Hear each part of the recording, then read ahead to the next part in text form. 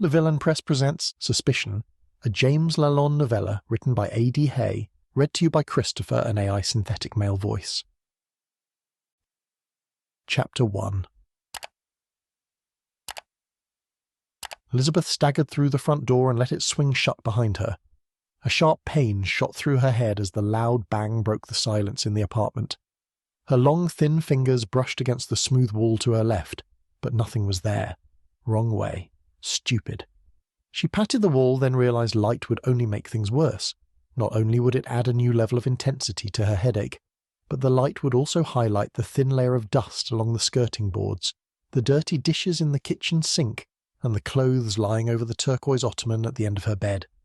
These were all things she had promised to take care of last weekend, and the clutter was visible the second she opened the front door. Admitting defeat, she turned around and toggled the deadbolt latch.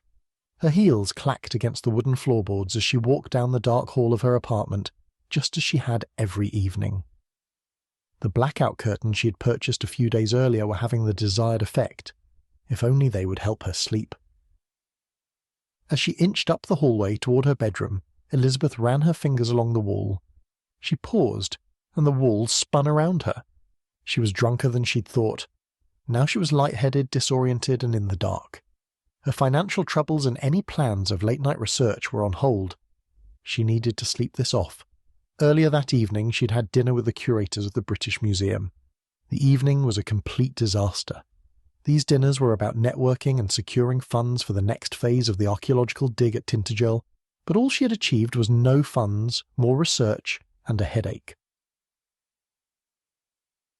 9 months had passed since she'd returned from Cornwall. Sifting through soil and finding fragments of a bygone world was her favourite part of the job.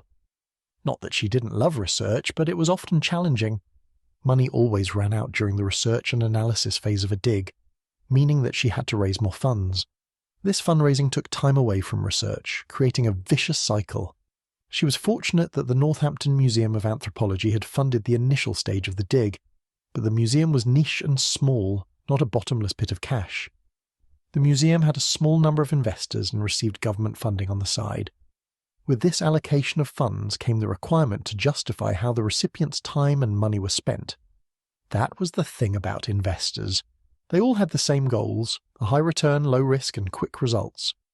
It was up to her to find another way to raise funds and to continue the research, but she couldn't do anything tonight. Leaning against the wall for support, she inched closer to her open bedroom door, stumbled through the doorway, and threw herself onto her bed. As she gazed up at the white space above, her hairpins poked into her scalp. Elizabeth shook off her red pattern heels and pulled at her hair. A slight smile formed on her ruby lips as the sharp digging sensation subsided. She thought about changing into something more comfortable, but any attempt to unzip her dress would only cause her to become dizzier. The room had stopped spinning, and she wasn't prepared to upset that delicate equilibrium. Her straightened, but normally curly black hair fell across her golden-brown skin as she continued to pull the pins out. As she fixed her dark brown eyes straight ahead, her heavy eyelids closed. Pressed up against the wall of the dining room, Pippa Baker hung back in the shadows, clutching a black bag and waiting for Elizabeth to go about her nighttime routine. She heard movement coming from somewhere within the apartment, and in an attempt to decipher the location of the sound, turned her ear towards the wall between the dining room and the hallway. Elizabeth must be home. Pippa was petite and had long brown hair. She'd moved from Cambridge, Massachusetts to Northampton to start a master's degree program and gain experience in archaeology. She had met Elizabeth on the first day of her internship. After a few moments, Pippa walked across the hallway to Elizabeth's home office. Elizabeth had a habit of taking her work home with her. This habit made Pippa's next task all too easy. Pippa navigated around Elizabeth's desk at the centre of the room and paused to admire the 3-frame paintings of the French chateaux at Pierrefonds, Comtal and Chantilly. Journals, textbooks and several PhD theses, all marked with sticky notes, stood in tall piles across the archaeologist's white-stained oak desk.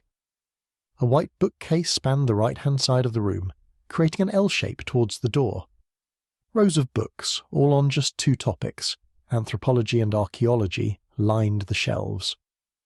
Enclosed in a long glass box on the bookshelf was a Celtic sword. Pippa walked to the bookshelf and placed her black bag on the floor.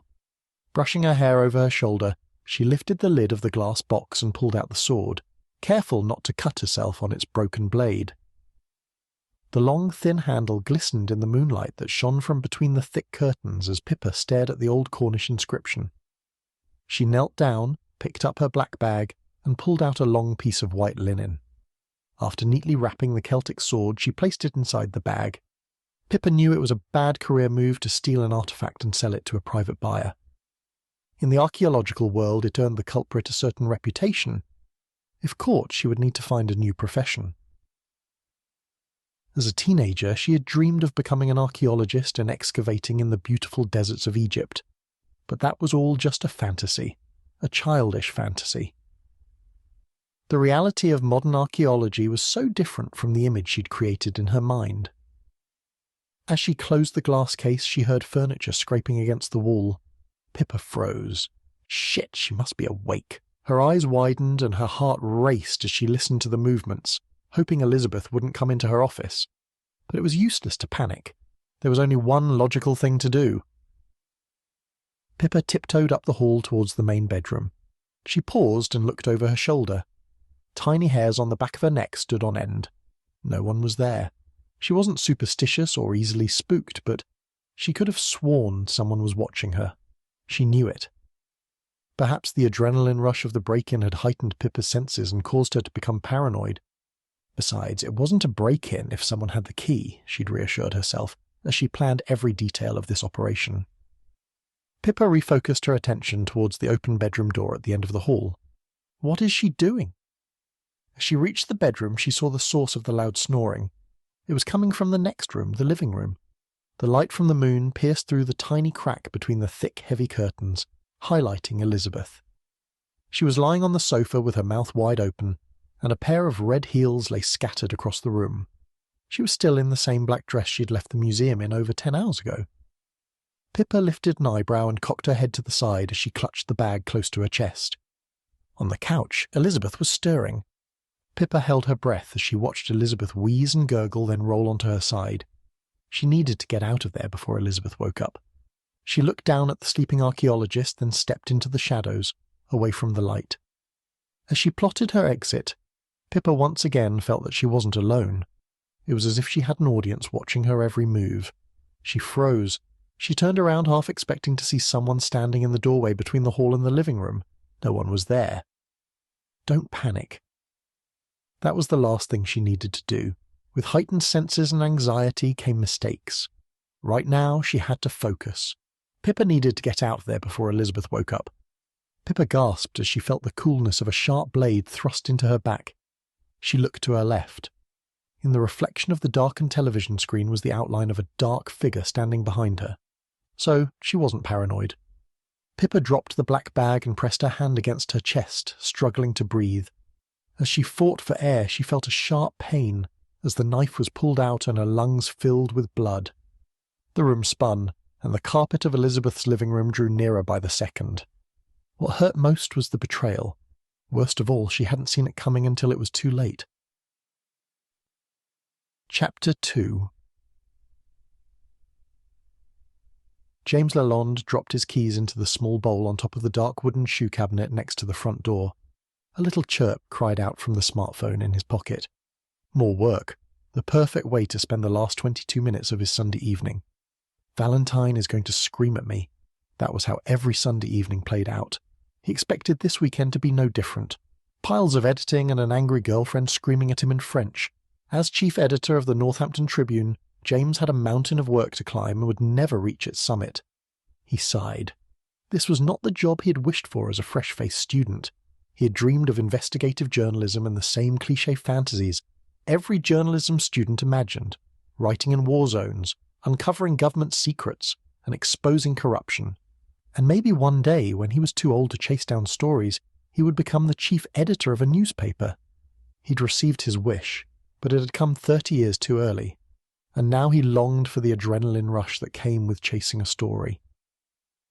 James walked down the hall and dumped his bag on the chair at the end of the kitchen table. He pulled out his phone and stared at the screen. He needed to assess the damage. 2 messages had come through. The first was his best friend Liam wanting to catch up. And then there was the second. As usual, Harry Lancaster, the owner of the Northampton Tribune, wanted to Skype about the layout of page 1. On James's first day as editor, Harry had promised to guide him through his new role. After a year, Harry would step back and observe the paper from afar. 3 years later, and this was the man's idea of stepping back. But James had expected that. Harry had the reputation of being hands-on and epitomised the Oxford Dictionary's definition of micromanagement. He sighed as he continued to stare at his screen. Out of the corner of his eye he noticed a handwritten envelope with his name on it on the kitchen table. A large stone formed in the pit of his stomach as he recognised the handwriting. He looked around the room and listened to the silence of the house. "Valentine," he called out into the emptiness, but he got no response. Silence was never a good sign, especially from Valentine. He had expected her to lecture him about his work addiction the second he stepped through the front door. But this evening was different. He was all alone. He took a deep breath, reached out, and slid the envelope towards him. He stared at the ink on it. A chirp cried out from his phone and disrupted the silence. He rolled his eyes. Another message had come through with one more item to add to his never-ending to-do list. The handwriting was perfect and neat. It was as if Valentine had taken her time and not written it in a last-minute rush. She loved writing letters and had attended many calligraphy courses throughout their relationship. This letter seemed different, though perhaps it was his overactive imagination. There was only one way to find out. James opened the envelope, careful not to tear the letter within. Inside was a single ivory page with Valentine's message. Chapter 3. As he read the elegant script, the faint smell of Valentine's perfume, a remnant of where her wrist had brushed the paper, took James's mind to a cold winter's afternoon 3 years earlier. It was January. The sun had already set, and a chilly wind howled through the platform as James wrapped his arms around Valentine's waist and drew her closer. Her eyes reminded him of new green shoots on the first day of spring. There was something slightly hypnotic about them. "I hate this train station. Too many bad memories," he said with a smile as he bent to kiss her ruby-red lips. Valentine twisted her knotted blonde hair around her neck and down her right shoulder. "It's saying goodbye every week for the last 3 months that makes this hard." "I know." She reached up and kissed him on the cheek. "Maybe I could talk to my editor and get you a position at the paper. He's always up to his eyeballs in work, and I'm sure he'd find you something. It might be a junior position, but you could move in with me so expenses would be low. That way we wouldn't have to spend our Sunday evenings in this horrible station." James took a deep breath and pulled Valentine a little closer. Her cheeks flushed dark crimson as she bit the inside of her lip and stared at the ground. "So you're springing this on me now, on the platform 1 minute before my train leaves for London?" She looked up into his sparkling blue-green eyes. "Hey, you hate working at the Standard." "James, I realise the timing isn't brilliant, but I was meaning to ask you all weekend. Actually, I planned to ask you on Friday night, but I was worried you would say no." So that was the reason for the romantic dinner. Maybe, but every time I tried to raise the subject, you reminded me I'm not allowed to talk about work at the weekends. But in answer to your question, yes, I'd love to work at your paper. Valentine moved her hand up James's chest and around his neck, leaned in and kissed him. "I've got to go." She slipped into the carriage as the doors closed and the train rolled out of the station. James stared out the window, the ivory piece of paper drifting towards the floorboards. Tears trickled down his cheek. He gasped as a lone thought swirled around in his mind, jolting him back to reality. As he turned and sprinted up the stairs towards the main bedroom, James slammed the vibrating phone onto the polished tabletop. Another message had come through. The door handle banged against the wall as James burst into the bedroom. He dived straight for the small, round, black knobs on Valentine's side of the closet.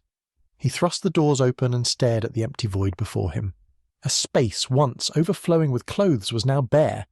His trembling hands slammed the doors shut. He turned around and walked towards the chest of drawers and opened the top ones. They were empty.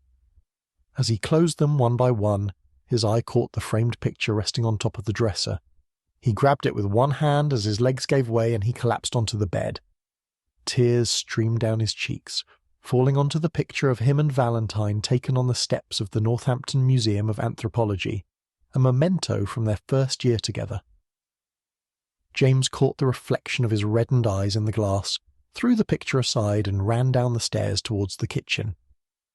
He picked up his phone, swiped his finger across the screen, selected her number from his contacts list, then listened to the dial tone. "The number you have called is not available. Please try again later," a robotic voice called out of the handset. "She's left me," he whispered. James stabbed the red button to end the call. He sighed as a Skype video call rang through to his phone. "Merd, it's Harry. I have to answer this." Chapter 4. James took a deep breath as he walked across the newsroom floor and darted in and out of the sea of cubicles, all lined with books, stacks of newspapers, and random printouts. Then he saw it. A sharp pain shot deep into his chest below his sternum as the empty workstation came into view. His breathing quickened as he approached the lone chair tucked into a desk. The only items that remained on the table were a computer, a monitor, a mini desk calendar, a small grey sharpener, and a phone. A grey name plaque reading Valentine Charlet hung on the light grey carpeted partition wall. She's gone.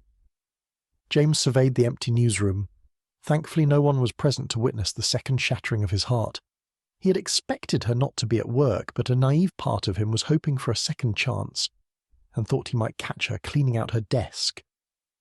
A cold hand rested on James's shoulder, breaking his concentration. James whirled around to see his senior journalist, Gavin Whitehead, standing behind him. "If you need to talk, you know where to find me," Gavin continued to pat James's shoulder. "I'm fine." James's eyes lingered on the empty cubicle. "I can tell she left you." "Did Valentine say something to you?" James refocused on Gavin. "No, she would never do that." Gavin gave him a weak smile. "You, however, look like shit. It's as if you've been up all night with something on your mind, something other than work."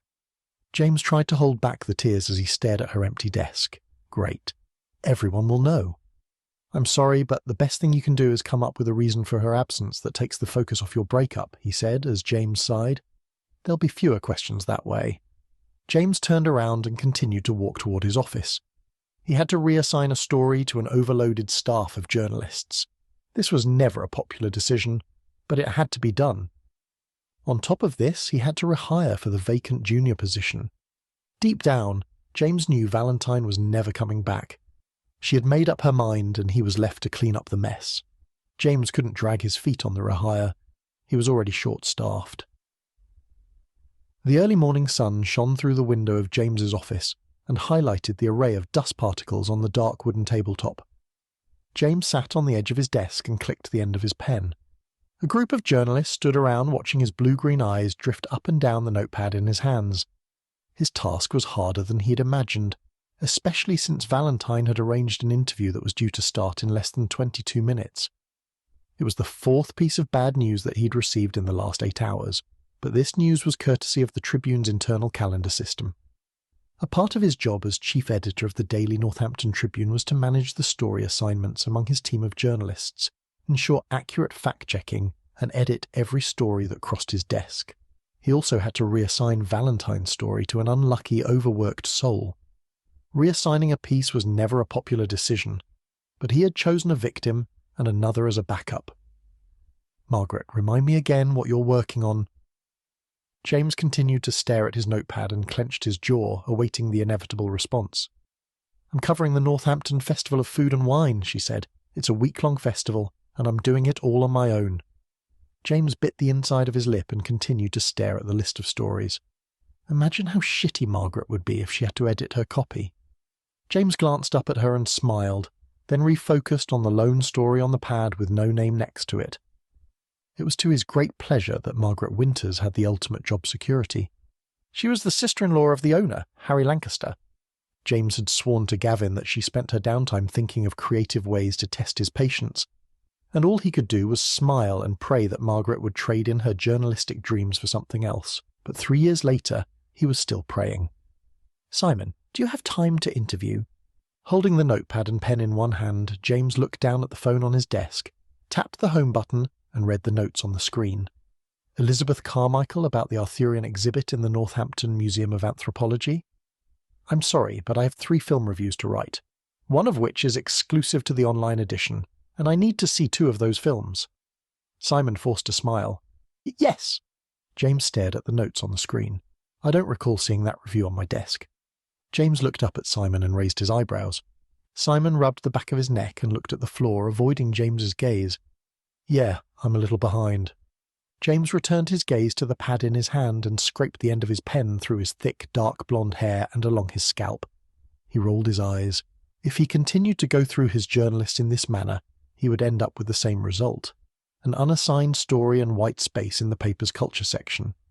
Part of him wanted to leap at the chance of stepping out of the editor's chair and pursuing a story, even if it was an interview with a curator of a small museum. He was desperate for a change of scenery, and this surprised him. How long is it going to take to interview someone about a small exhibit? James threw the notepad on his desk. Chapter 5. A pair of thick wooden doors towered above him. James pressed the buzzer once more, then stood back and waited. A few moments later he used the drop handle to knock on the door. He checked his watch. It was 20 minutes to 9 and she was late. Merde. 2 minutes later, a shuffling sound was followed by a groan as the double doors moved towards him. He stepped back, and a short woman in her late 50s, her ash-blonde hair cut in a shoulder-length bob, peered out from behind the door. The museum doesn't open until 9, the woman grumbled as she narrowed her eyes at James. One of my journalists, Valentine Charlet, had an appointment with Elizabeth Carmichael. It was due to start 10 minutes ago. James forced a smile. She returned to Paris, and I'm conducting the interview in her place. I don't have time for this, the woman said as her voice quaked. Please don't cry. The woman's eyes filled up and a single tear ran down her cheek. Let's call Elizabeth on her phone and I'll be on my way. The woman sighed as she leaned against the door. Sorry, I'm having a bad day, that's all. She turned around and walked past the ticket booths towards the spiral staircase. You're not the only one to inquire about her today. Are you Elizabeth's boss? James was a little out of breath as he attempted to keep up with her. Oh, sorry, no. I'm Catherine Gallagher. I'm the receptionist. As he reached the top of the staircase and walked through the second set of doors, James surveyed the numerous anthropological artifacts sleeping in their glass cases. Catherine darted towards the stairs to their left and ascended to the upper mezzanine level. The administration section is up here, Catherine said over her shoulder as she continued to scale the stairs. James dashed up the steps and followed Catherine towards a large birch door bearing the label Administration. A deafening bang filled the sleepy museum as the door bounced off the wall, and Catherine disappeared out of his line of sight. James followed her into the administration offices and propped against the reception desk as he listened to her call. She slammed the phone down. She's not answering. Catherine ran her fingers through her hair and hit the redial button on the switchboard. Maybe she's just running late. Catherine shook her head. You don't understand. Elizabeth is a workaholic. She's always the first to arrive and often kicked out by security at the end of every night. This is not normal behaviour for her. She has a fantastic memory. It's not like her to forget. I need this interview. If she's as bad as you're letting on, then she's most likely at home working. Maybe her phone is flat or on silent and she's lost track of time.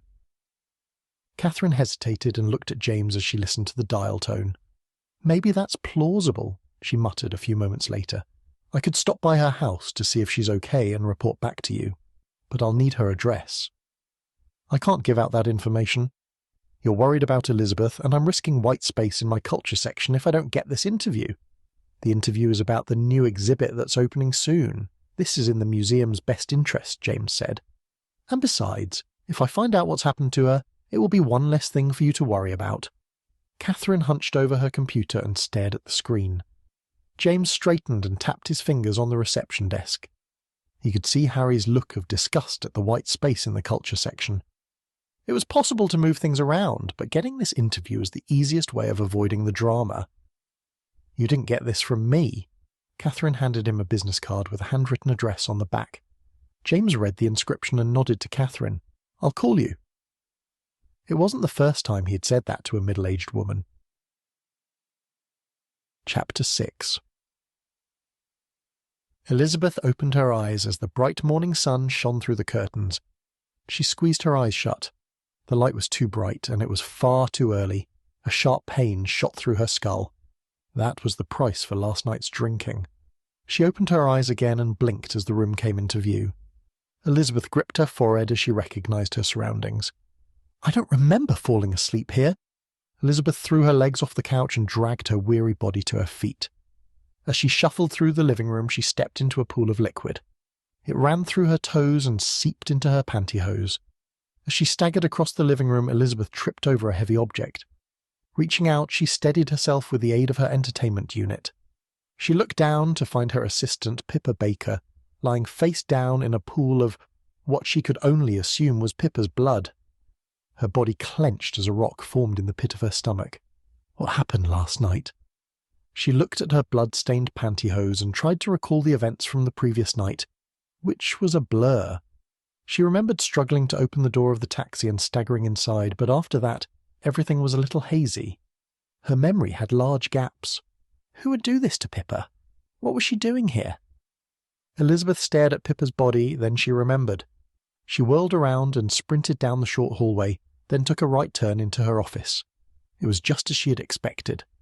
A glass case was resting on her white bookshelves, just as it had every day since she'd moved it into her home. But this time it was empty. My career is over. The artifact was never supposed to leave the museum, but she was addicted to her work and broke the rules and brought it home for research. Now she would pay the price. As she contemplated the repercussions of the events that had unfolded in her house, she lifted her shaking hand and covered her mouth. Then another realization struck her, this one far worse than the first. I have no memory of or alibi for anything that unfolded after dinner. She gasped as she recalled a moment from earlier that day. Could I have done this? What did I do with the sword? Did I take it to London? Tears streamed down her face as she hobbled towards her desk and sat down. For the second time in 3 years, life as she knew it was over. Through her sea of tears, Elizabeth saw a small beige tag lying on the floor with a catalogue number written on it. She reached over, picked it up and slipped it into her pocket. Elizabeth trekked back to the living room. It was time to call the police. The longer she waited, the more suspicious she would appear, and that was the last thing she needed on top of her workload. With a sigh, Elizabeth gazed at Pippa's lifeless body. Why can't I remember anything? I need to stop drinking like this. Then she realized there was a call that she needed to make first. Scrolling through her contacts, Elizabeth winced as a name flashed across the screen. She had to tell him. Striking the screen with her index finger, Elizabeth listened to the dial tone as she braced herself for the inevitable fallout. "Hello," a refined English accent said on the other end of the line. "It's happened again." "What did you do this time?" Elizabeth's posture stiffened. If you don't tell me, I can't help you." "Pippa is dead," Elizabeth sobbed. "What?" "I found her on my living room floor when I woke up. I can't remember how I got home, but I made a call to Pippa last night." Elizabeth continued to sob. "Yesterday you were at her throat.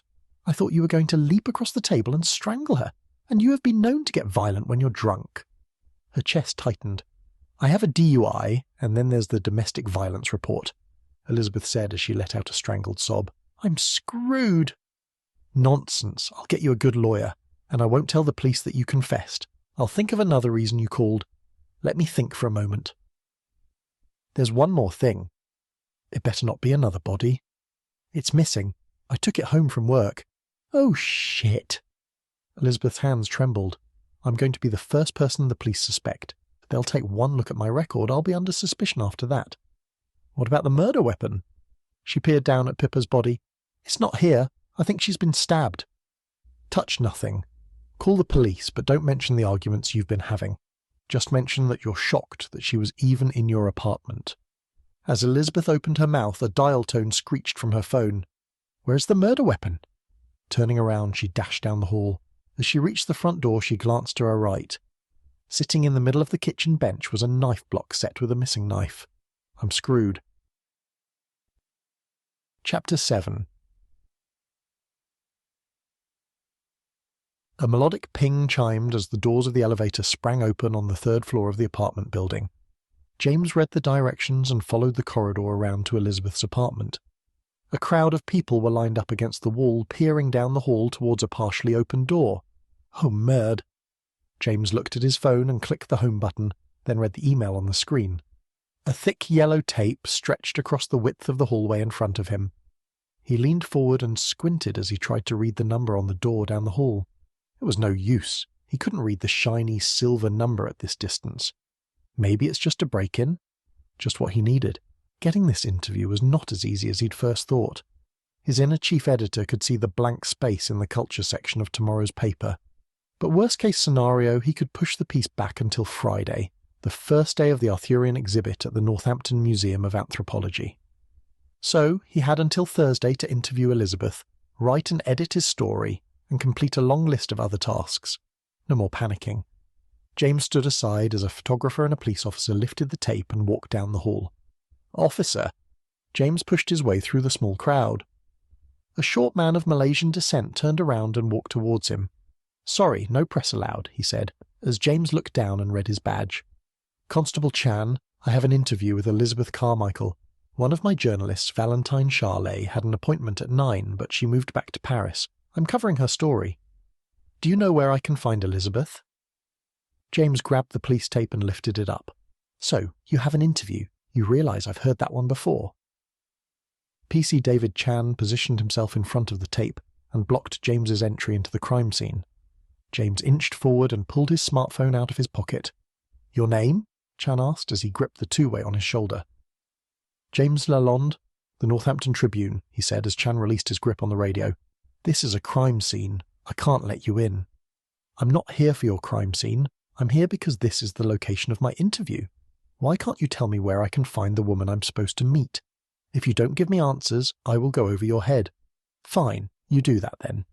Chan continued to stand at the yellow tape in front of James. "Look, I know you're just doing your job."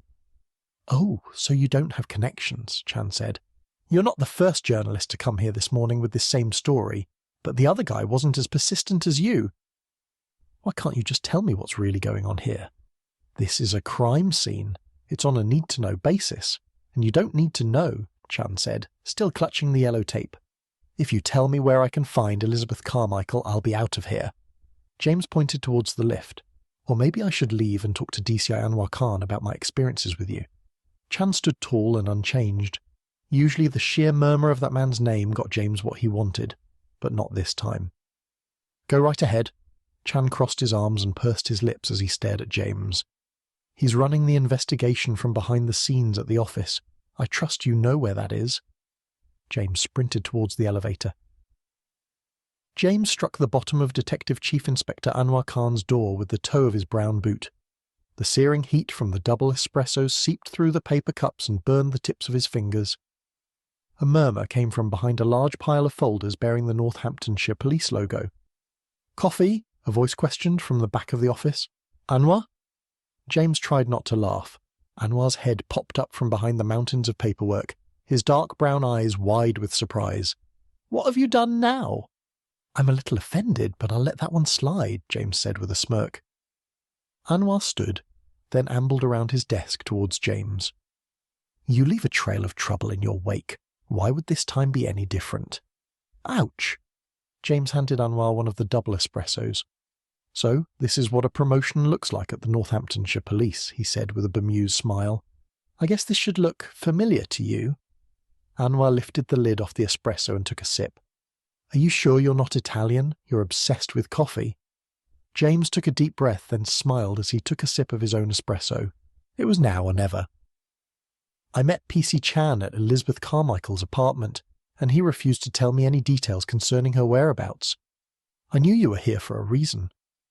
Anwar pushed a hand through his thick hair in frustration as he turned and trekked back to his desk. "You're not the only one here with a job to do." "Yes, but I'm not looking for a front-page story," Anwar snapped. "Actually, Valentine had an interview with her about a new exhibit at the Anthropology Museum. She couldn't make it, so I'm conducting the interview for her. One of the many perks of sleeping with the chief editor. All I need to know is where she is, so I can be on my way to conduct my interview." James waved his hand around and struck the door. "Then I'll be out of your hair. That's clearly what you want." Anwar stared at his desk, his bushy eyebrows knotted in concentration. He sipped the espresso while jotting notes in a spiral-bound, pocket-sized notebook. The sea of paperwork had grown since James was last in Anwar's office, but that wasn't the only thing that had changed. His office smelled like a closed-down paper mill. The once ordered and tidy office was now a tip. Anwar scribbled a series of scrawled notes. As he turned the page, James caught a serial number with a short note, NMA 642901A, tag found in her pocket. A few moments later, Anwar looked up from his desk and shook his head. What are you expecting me to tell you? It's an ongoing investigation. Now I'm interested. Very interested. My story is for the culture section. James walked over to the edge of Anwar's desk and put down his half-empty espresso cup. All I want is to find Elizabeth and talk to her. James straightened and placed his hands on his hips. James laughed. You have her in custody. I'm not leaving until you let me speak with her. Yes, she's in police custody. The detective stood up and stared at James. At 7:55 a.m. this morning, Elizabeth Carmichael awoke to find her assistant, Pippa Baker, lying face down in a pool of her own blood. Anwar held up his finger as James opened his mouth. We have a train ticket that gives her enough time to arrive home and be present for the murder. Anwar walked around the room and closed the door behind them. As James turned around, he noticed a business card from Dr. Olivier Deschamps, a local pathologist, laying on Anwar's desk. You won't know this for sure until you receive the autopsy results. What I'm about to tell you is off the record. James nodded as he picked the espresso cup off the desk. James! Anwar glared at him. I get it. James took a sip of his espresso. I'm not recording you. It's been 2 hours since my team arrived at the crime scene. So far, there isn't a single piece of evidence that places a third person in the room at the time of the murder, which leaves only one possible scenario. Elizabeth murdered her assistant. No one else was there that night.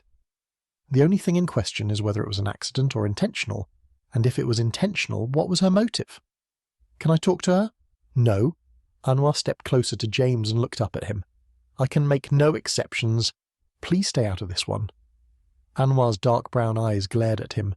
It was clear that James wasn't getting anywhere with Anwar. There was no way that he would let James interview Elizabeth, even in custody under supervision. Maybe someone else at the museum could talk about the exhibit. James sauntered out of the police station, espresso in hand, contemplating his next move. After the 10-minute walk from the police station to the Anthropology Museum, James was once again out of breath. Now the real work began. It was James's job to tell the slender, grey-haired woman with a pixie cut that one of her curators was in police custody and an Arthurian sword was missing from her museum. As per her introduction, her name was Professor Camilla Watson. She made it clear he was to address her as Professor, just another academic with a superiority complex. I spoke to Elizabeth Carmichael. Her apartment is a crime scene. She's in police custody for questioning, James said. Camilla's face dropped.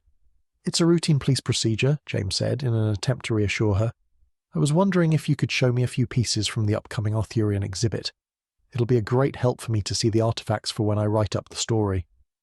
What's the chief editor doing writing articles for the culture section?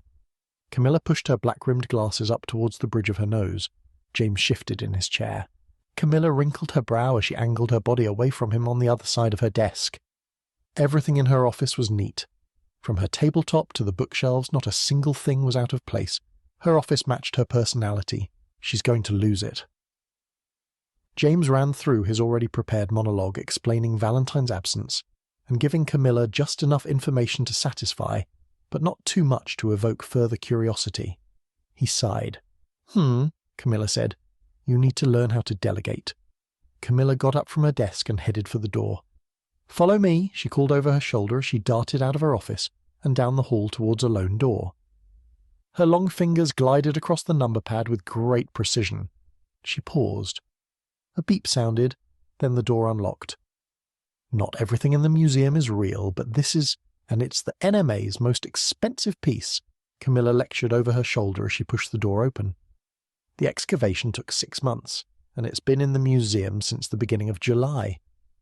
A few seconds later, the lights turned on as Camilla entered the room. She froze and stared at the empty glass case. The room was silent apart from a faint hum from the air conditioner.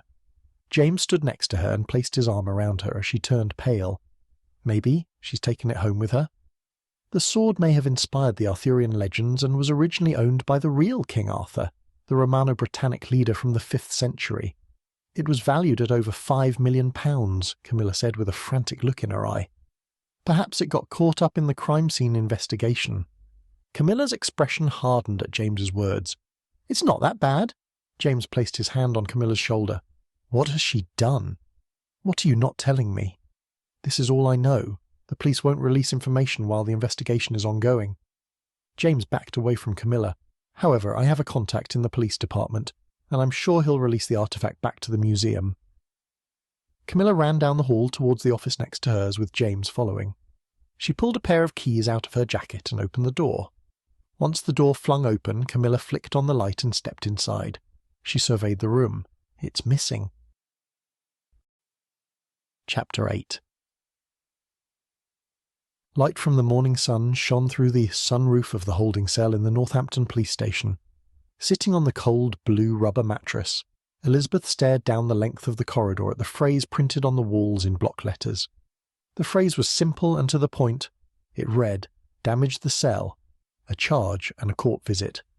As the minutes ticked by, she became more nervous. By now they'd probably read her file and saw the DVO. She needed a miracle. There was no way the police would let her out. Her life was over. There was a part of her that believed she probably did this, based on her temper and the bruises she left on her husband's face after a night of heavy drinking. The guilt she carried around was unbearable. Then there was the other part of her that was sure her drinking wasn't as bad. She had next to no blackouts and gaps in her memory, apart from last night. Am I delusional? A knock on the door jolted her out of her sea of thoughts, and back to the beige walls of the holding cell. The door slowly opened. Standing at the other end of the cell in the doorframe was a tall man with a head of thick, curly, dark brown hair with a sprinkling of grey. His dark brown eyes fixed on her. An uneasy feeling swept over her body. He must have read her file. It's official, I'm screwed. "DCI Anwar Khan," he said with a nod. "It's been brought to my attention that you are yet to make your phone call. There's a phone in the hall." The man gestured into the hall outside, then held the door open for her.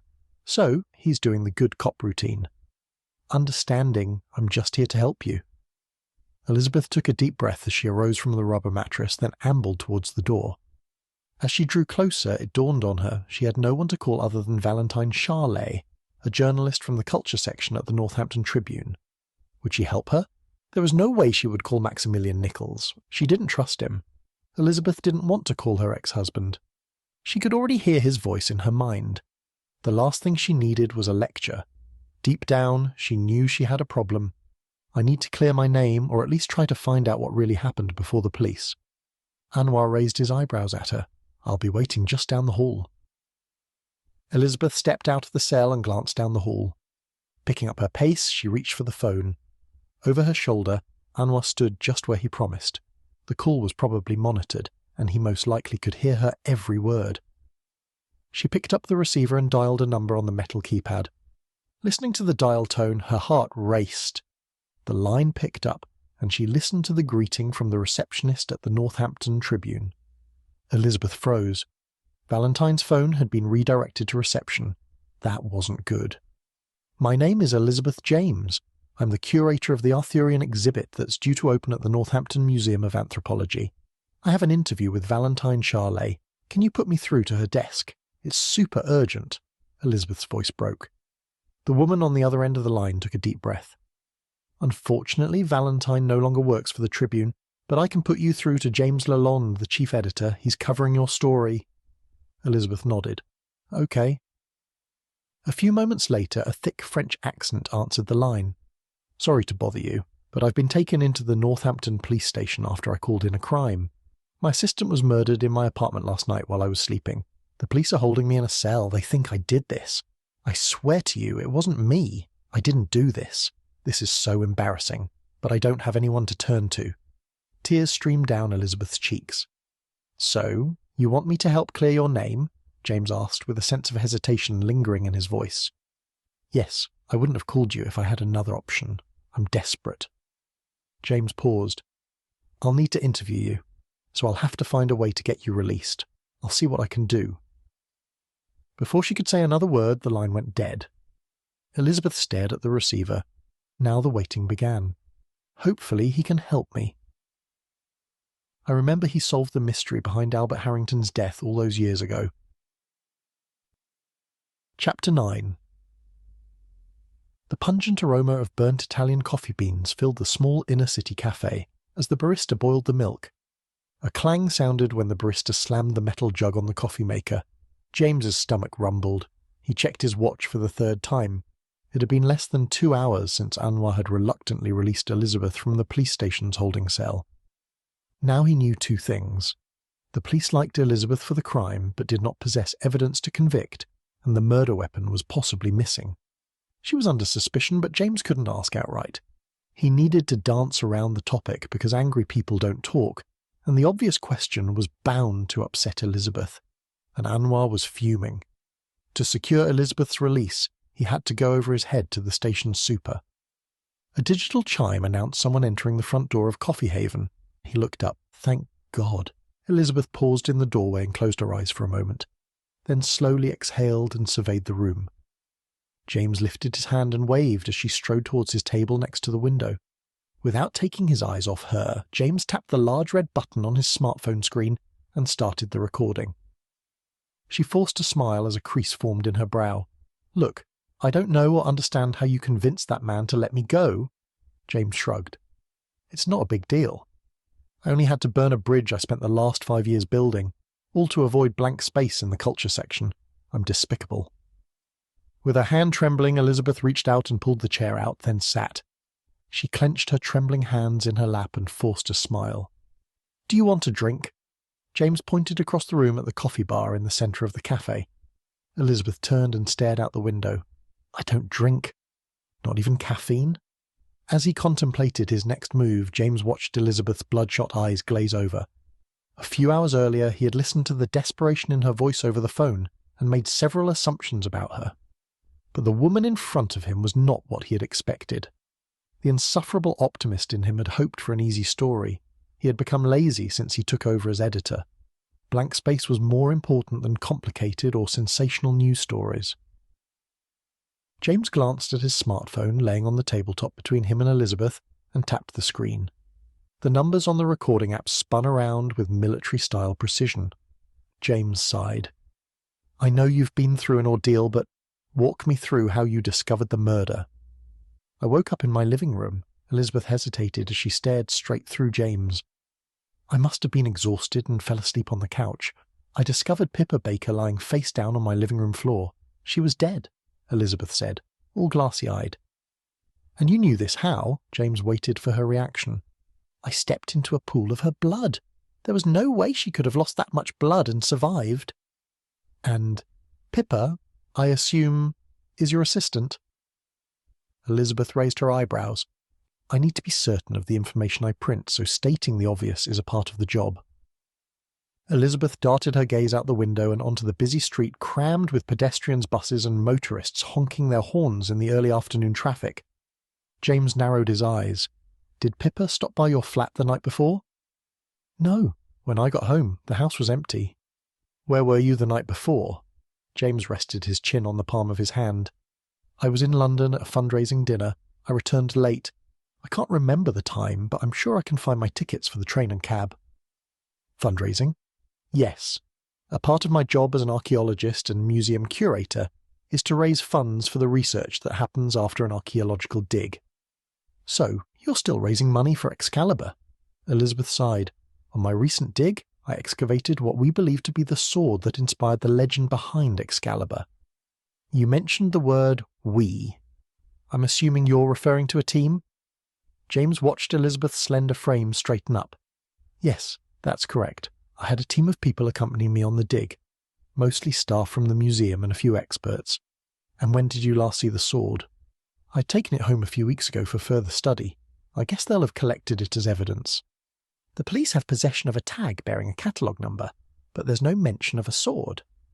Elizabeth bit her lower lip as her dark brown eyes watered. It's missing. She leaned over the table towards James. Yes. Could any of your team members have the sword? No, I didn't loan it to anyone and forget. Elizabeth scowled at him. The sword is worth over £5 million. It's dated back to the correct period, early 4th to the 5th century. Elizabeth looked at the table and covered her mouth as a tear rolled down her cheek. Someone deserves an Oscar for Best Actress. James crinkled his brow as the waterworks commenced right on cue. Why didn't you come clean and tell the police? Why hide the tag? He looked at his phone's lock screen to see how much time had elapsed since the recording started. Earlier you seemed unsure about how you came to be in your living room. Did you have a lot to drink during the fundraising dinner in London?" Elizabeth leaned back in her chair and scowled at him for a moment. "Are you accusing me of acting unprofessionally?" James bit his lip in an attempt to hold back a smile. "I'm not an idiot. I understand that in order to secure funds from investors that there is usually a bit of whining and dining involved, that's all. You're the one jumping to conclusions. I was wondering what the uncertainty was all about." "Of course, you're just wondering," Elizabeth said, with a hint of suspicion lingering in her voice. James stiffened his posture. "You called me, remember. You wanted my help. In order to give you that said help, I need to paint a full picture of what happened." Elizabeth stared back at him with a blank expression. "When did you last see Pippa?" James asked as Elizabeth looked towards the counter in the middle of the store. "Definitely not yesterday." Elizabeth swallowed hard as she focused on James. "The day before." "So on Saturday?" "That's what I said." "You didn't seem sure, so I wanted to clarify things." James raised his eyebrows at her. "Yes," Elizabeth said with what appeared to be an exasperated shrug. "Did Pippa have any rivals or enemies?" "I don't know." Elizabeth looked up and shrugged again. "I hope she hasn't done something stupid." "Like what?" James leaned back in his chair. "She was a naive archaeological graduate with dreams of becoming the next Lara Croft." Elizabeth shook her head. "Let's just say that archaeology is far removed from the Indiana Jones and Lara Croft action-adventure films. Maybe she found a private buyer. It would have to be someone wealthy. Extremely wealthy." Elizabeth stared straight ahead as if she were deep in thought. "There are strict regulations in the archaeological world. We can't just raid tombs and sell stuff to museums. Everything we find belongs to the country in which we find it." "Who would want the sword?" "No idea. The find isn't public yet. That's why I contacted the culture section of the Northampton Tribune and spoke with Valentine. I wanted to draw attention to the exhibit and put the item on display, then raise funds for further research." Elizabeth waved her hands around. Maybe the buyer decided he couldn't trust her. "There's no evidence of a third person in your apartment last night." "I didn't do it." Elizabeth furrowed her brow.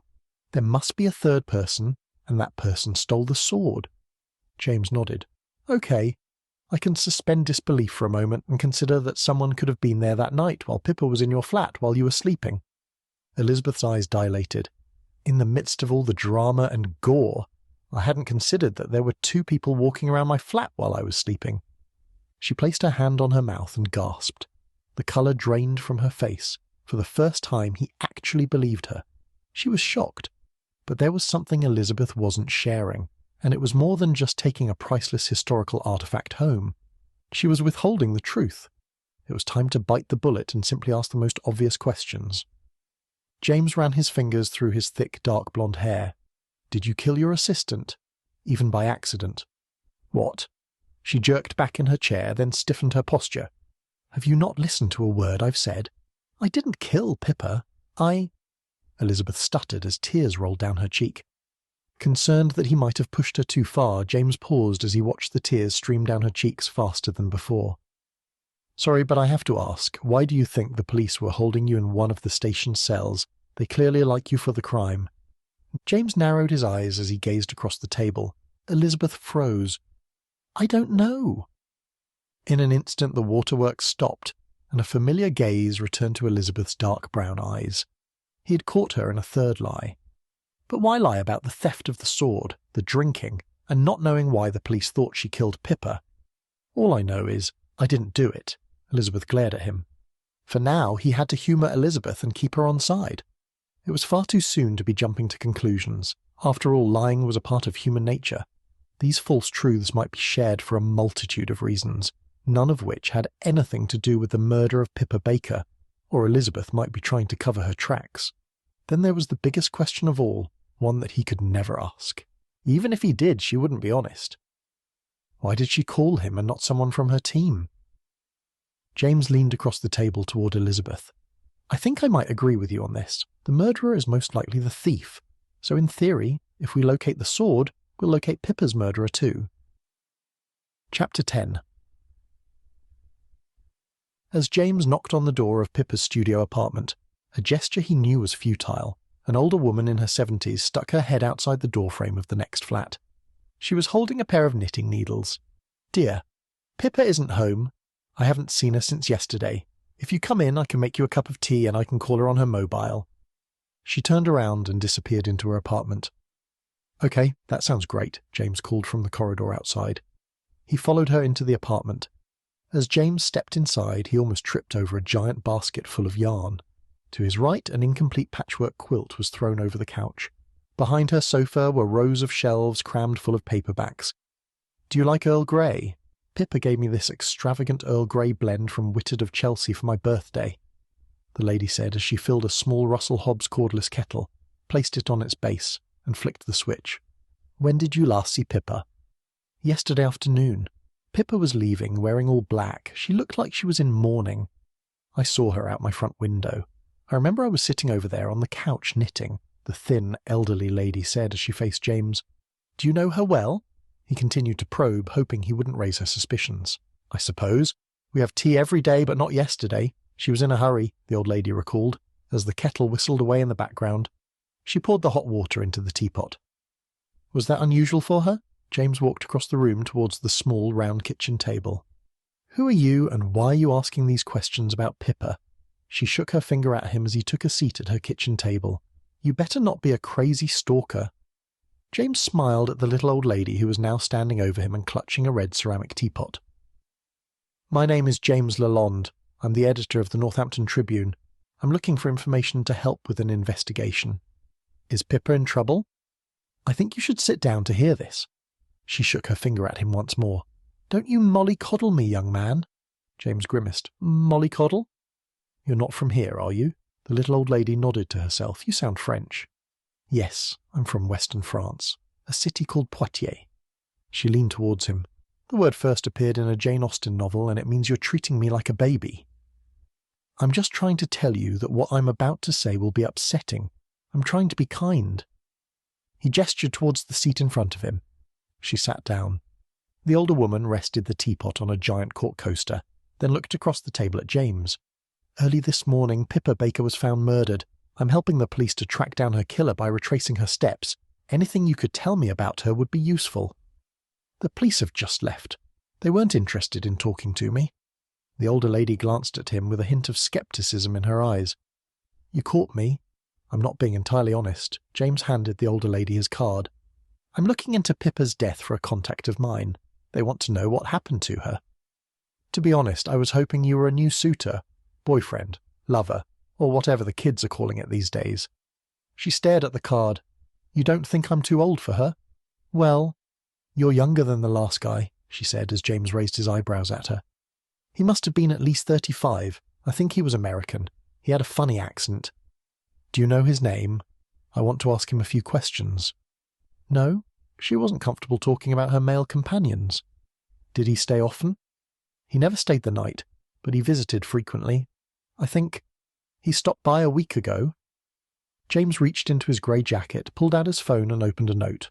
On the screen he typed, "Older boyfriend, lover, 35-ish." "Oh, poor Pippa." The old lady's eyes glazed over as she continued to stare at the card. "Pippa was American. She went to an expensive university in Massachusetts and had a large debt. She would never pay off that student loan on her current salary." "Really?" "Yes. She was also enrolled in a master's degree program at the local university.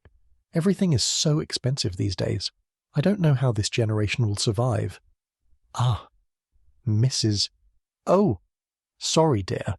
I'm Pearl Whitehall, but you can call me Mrs. Whitehall. My husband died 5 years ago. That's why I live alone next to Pippa." Mrs. Whitehall picked up the teapot and poured James a cup of tea. She placed the teapot down, then she looked up and stared right through him. James looked behind him. There was nothing but an empty corridor. "Mrs. Whitehall, are you remembering something?" "Oh my! I almost forgot to tell you," she said as she continued to stare ahead. "A few hours before Pippa left, that woman from the museum turned up. They had a massive argument. They always argued. Do you remember her name? I need more to go on. Can you describe her to me?" "It was her boss." She continued to stare over his shoulder. "Yes, it was Elizabeth. She was married to that wealthy aristocrat. I think his name was something Carmichael. Did you overhear them?" James pulled out his smartphone and tapped the screen. Then he slipped it back into the inside pocket of his jacket. Although these walls are thin, the conversation was hard to decipher. They often yelled over the top of each other, and Pippa had that Boston accent. It was often difficult to understand her. You had to listen carefully, but from what I understood, Pippa might have put Elizabeth's research at risk. Oh, James brushed his hands through his hair. Yes. Elizabeth. And what's his name? Mrs. Whitehall stared into her tea. Alistair, she said as she looked up at James. Elizabeth's husband was Alistair Carmichael, as in the Alistair Carmichael. You've heard of him? He's obsessed with the Arthurian legend. My grandfather is a fan. I remember he did a book signing and dinner at Pierrefonds. From memory, the book was about the Arthurian mythology, and it mentions the links to Charlemagne and a few other historical figures. My grandfather read the book twice. James tapped the edge of his teacup, then smiled. Well, he and Elizabeth had a bitter divorce, according to Pippa, and they're now rivals.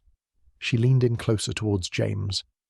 They're fighting over some research, and poor Pippa was always caught up in the crossfire. They broke the golden rule of a great marriage. What's that? He looked up at her. Never ever work with your significant other, though it worked out well for my Peter and me. James nodded to himself as he picked up the cup and took a long sip of his tea. A fruity aftertaste lingered in his mouth as he rested the cup on the kitchen table. She was right out there, Pearl pointed over James's shoulder. You mean Elizabeth? James looked in the direction the old lady had pointed. Yes, and 2 hours later Pippa left all dressed in black. Have you ever met Elizabeth? No, but from what Pippa told me she sounded controlling and had a bit of a temper. She was quick to fly off the handle and yell. Thanks, Mrs. Whitehall, you've been helpful, he said as he got up from the table. If you have any more questions, feel free to come back and ask. Mrs. Whitehall reached over and tapped the edge of the saucer. You should stay and finish your tea, don't be in such a hurry. James glanced at his cup. A few more minutes won't hurt, and the Carmichael estate isn't too far away. There's plenty of time before my appointment. Pippa's flat will have to wait. Actually, there is one more thing, James said, as he looked up and stared at the wall between Mrs. Whitehall's and Pippa's flats. You don't happen to have a key to Pippa's apartment? Chapter 11. The ivory-coloured gravel crunched under his black Oxford shoes as he walked towards the front door. The front of the house looked more like a miniature summer palace or a museum than a home, but this was where Alistair Carmichael lived. To the left of the driveway was a small English garden with lush green grass, outlined by a hedge that ran up to waist height. James continued walking towards the front door. He knocked, then spun around to soak in the extravagance of the side lawn. There was something familiar about this estate, but he couldn't put his finger on it. I know you, a familiar voice called out from behind him. No bodies this time, the voice added as James turned to see a familiar face standing in front of him. I'm a friend of your former... James thought about the right words to describe their relationship. You don't remember me. I guess you'll remember my former butler, with a bat in hand, Alistair said as he imitated a baseball-style swinging action. I bet you remember the missing Van Gogh and one of your journalists face down in my back garden. Yes, that was almost 6 months ago. My memory is hazy, James said, but the doctor said I might regain some of my memories. Come on in, Alistair gestured as he walked into the large foyer with James following. So, you know my Lizzie? It's more of a new friendship, James smiled to himself. His Lizzie. Someone struggling with reality. Not that he was in any position to judge. Sorry I was late, I got a little lost. Alistair shrugged. Most people drive straight past the gates. James nodded. Let's go to the library. It has a better reputation than my garden. Alistair motioned towards a set of double doors to his left. He walked towards the doors and flung them open. How's your lovely lady? I'm surprised she hasn't called already. Alistair winked at him. A part of James was a little relieved that he might never receive another one of those calls, but then there was the other part, the one that longed for Valentine to call and scream at him about how he was spending too much time at work or was late getting home for dinner. She left me, James said, hoping the questions would cease. Yes, they have a habit of doing that. Alistair walked across the library towards the armchair closest to the bookcase. Would you like a drink? He pointed towards the drink cart tucked away near the doors. No, thanks. James paused at the doorway and stared at the cart, jam-packed with numerous types of liquor and tumblers. I've got a lot on my plate at work. Suit yourself. Elizabeth is mixed up in something and I'm trying to clear her name. James walked around to the other side of the couch and sat down. Really? Alistair sat down as well and stroked the fabric on his armchair. Yes, she woke up this morning to find her assistant, Pippa Baker, had died during the night in her living room. Not Pippa. Alistair leaned forward, rested his elbow on the arm of the chair and propped up his head. She was such a hard-working and passionate student of archaeology. That's a real shame. I want to ask a few questions about Pippa, Elizabeth, archaeology, and maybe how all of this works. James pulled out his phone and pressed the record button. Do you mind? Alistair shook his head. So, do you fund your archaeological digs? Alistair leaned forward towards James. No, I did when I was younger and more carefree. Archaeology is a tough business, and an expensive one. Now we have corporate sponsors and work for private buyers on the rare occasion. I work with Maximilian Nichols. He's my business partner. And the private buyers? The private buyers will loan these items to museums. That's how they make money. It's not right. But you also need to make money, so compromises need to be made. It's the only way you can make a decent living in this industry. Alistair looked across the room at the wall of mahogany-stained bookshelves packed with cloth-covered hardback books from a bygone era. And Elizabeth? Do you know how she finances her digs? Yes, I do. The dig started about 14 months ago. We've been researching the real-life king and artifacts that inspired the Arthurian legends. Our team excavated the sword that inspired the legend behind Excalibur. You excavated this? James asked. Lizzie found it. I helped her remove it after she discovered it. I would never dream of taking credit for any of her discoveries. Alistair leaned back in his chair and shook his index finger. James smirked as he glanced at the antique furniture that lined the sitting room. So, back to Elizabeth and her funding. Elizabeth is an idealist and a passionate dreamer. She's opinionated, especially in regard to corporate funding and private buyers. Elizabeth believes the artifacts belong to the country of origin. I'm sure she thinks I'm a sellout. Alistair shrugged. Elizabeth still fundraises the old-fashioned way, wining and dining to secure grants from governments, universities and museums. It's difficult, and I'd imagine that she is in a considerable amount of debt. James narrowed his eyes. So you're saying that she funds the dig herself? Alistair shifted in his chair. We faced a few issues getting started with the dig. The Cornwall Council wasn't cooperating, so we got the Northampton Museum of Anthropology involved, and they partially funded the dig. Their money and help with the council came at a price, for the sword to be on permanent display in their museum. Alistair tapped the arm of his chair. But we still didn't have enough money. So Elizabeth turned to government grants, universities, and then she caved with the first private investor she found. Someone who is still anonymous to this day, no less. I think that was Elizabeth's personal money. She also sold her mortgaged property around the same time. I got a friend involved. He introduced us to other minor investors and one major player who wants to remain anonymous. James pursed his lips. And all these investors agree the sword should stay in the museum? No one wants it to be a part of their own private exhibit? Alistair laughed. Who do you think invested in the dig? Bruce Wayne. Don't be ridiculous. These people invest in these things all the time. They know what they're getting themselves into. The slamming of a door echoed through the foyer and into the sitting room. Alistair looked over James's shoulder and smiled, then waved. James turned around to see an intimidating tower of muscle walking towards them. It was a man in his mid-30s with chiseled cheekbones and sparkling blue eyes. This is my business partner, Maximilian Nichols. Alistair stood up and patted Maximilian on the back. James nodded as the two men sat down in the armchairs opposite him. We were just talking about your favourite person, Alistair said. Maximilian forced a smile as he tapped his fingers on the arm of the couch and shot a glassy stare in James's direction. Not a fan. James stared at the pink cut across Maximilian's cheek, the only flaw on his perfectly sculpted face. She's difficult. Maximilian clutched his hands as he looked across at the bookshelves, avoiding James's gaze. James squinted as he evaluated the man sitting opposite him. Stubborn, not difficult. She works as the curator of the NMA. We had the great pleasure of going on a dig with her and Pippa about 14 months ago. Unfortunately, we're still researching and collecting data, but it's looking promising. Maximilian looked at James and narrowed his eyes. James paused for a moment and soaked up Maximilian's disdain for Elizabeth. The only way to make more money from this dig is to publish findings. We need to work together in peace, Alistair explained to James.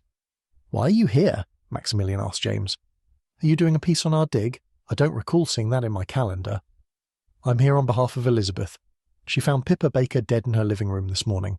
So far, Elizabeth is the only suspect." James made eye contact with Maximilian.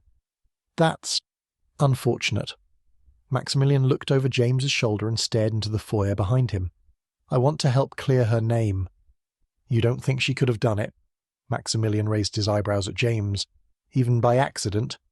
"What are you saying?" Alistair asked. "Elizabeth has a temper." Maximilian pointed at Alistair.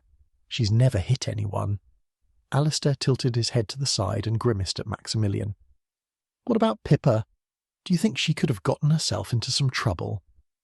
James glanced back and forth between the two men sitting in front of him. "Pippa is an American undergraduate with no connections, money or experience. It's unlikely that she could find trouble," Maximilian said. "You seem to know her well." "Of course he does. We both do. Pippa was on the dig with us. I still can't believe Elizabeth hired a student with zero experience," Alistair said. Maximilian shrugged and frowned. "She wasn't that bad. She was hard-working and did what was necessary." "He seems to be a huge fan. Interesting. I know you're looking for drama, something scandalous about your next headline. I guess you can't help it, but there's none here other than theft and murder." Maximilian's icy gaze fixed on James. "I know these women well. After all, I spent months on an excavation with both of them. Pippa was hard-working, and Elizabeth has a feisty side. If you don't believe me, poke the bear. I dare you. It's your funeral." Alistair patted Maximilian on the back. "He's just trying to get a sense of things, Max. No need to get all worked up, old chap." Chapter 12. James pulled over to the side of the road and turned the key. As the engine of his Peugeot came to a halt, James pulled his phone off the charging holder and started typing away. He needed to capture this idea before he lost his train of thought. James had so much to do that he no longer trusted his ability to remember an idea. He hesitated, then flicked the incoming notifications off the screen. Was there something more concrete behind the mudslinging matches between the three archaeologists? He was certain that no one was telling the truth. Everyone had something to hide, something they weren't telling him, a secret he had to find out for himself. As he contemplated the possibilities, his heart raced. James leaned over his steering wheel and continued typing in the notes app on his phone. This was what was missing from his career, the thrill of chasing a story. But he had to put that on hold for now. He had a newspaper to attend to, and neglecting his editorial position would put his career in jeopardy. As he pictured Harry Lancaster's angry, wrinkled face upon the report of a missed print-run deadline, a familiar shape caught his eye. He dropped his smartphone on the passenger seat, leaned forward, and stared out the window. James took a deep breath as he continued to gaze at the familiar Mini parked on the side of the road, a few meters down from the hotel. A lump formed in his throat. I thought she was leaving for Paris. James picked up his phone and scrolled through his directory. Even with his glasses on, he struggled to read the letters imprinted on the number plate. His heart started beating faster. It's her car. He looked down at the information on his screen. Something within him wanted to race across the road to the hotel and beg her to take him back. A sharp pain shot through his chest as he unbuckled his seatbelt and slipped the keys into his pocket. He grabbed the door handle and sighed. What would he say to her? He had no excuses or eloquent words. Valentine had made her choice. As much as he wanted to kiss and make up and win her back, he knew there was no changing her mind. James had to respect her decision to leave. He realized a part of him would do almost anything to get her back. Was this how Alistair felt about Elizabeth? Did he do something unspeakable to get the woman he loved to run to him in a time of crisis? James pulled out the keys from his pocket and slipped them back into the ignition. A hard lump formed in his throat as he imagined Valentine packing her suitcase and then boarding a train to London St. Pancras. He was never going to see her again. Chapter 13. A flowery aroma burst through the ajar front door as James pulled the key he had received from Mrs. Whitehall out of the lock. The police must have dismissed her as a nosy old woman with nothing new to share. James wrinkled his nose and held his breath as the piquant fragrance intensified. The door swung open to reveal Pippa's pristine white studio apartment, now dusted in fingerprint powder. Neat was an understatement. It didn't do the sight justice. Her tiny, minimalist apartment was picturesque, like it belonged in those home-living magazines that Valentine obsessed over. The ivory two-seater sofa with rounded arms lined with small grey cushions was positioned in the centre along the left wall. To its far left was a white four-door wardrobe followed by a small white bedside table and a double bed pushed up against the radiator mounted on the right wall. It was definitely a place for one. James closed the door behind him and took a few steps. He found himself in the centre of the room, and that's when he saw it. A lone white candle sat in the centre of the radiator's cover, next to a 100ml glass bottle of Miss Dior. Squinting, James leaned forward to get a closer look at the bottle. That's the eau de parfum, how can she afford that? James walked over to the radiator, picked up the small silver lid, and placed it on top of the Jo Malone orange blossom candle. As his eyes wandered over to the perfume bottle, a deep sense of curiosity developed within him. The floorboards creaked underneath his shoes as he strolled towards the wardrobe.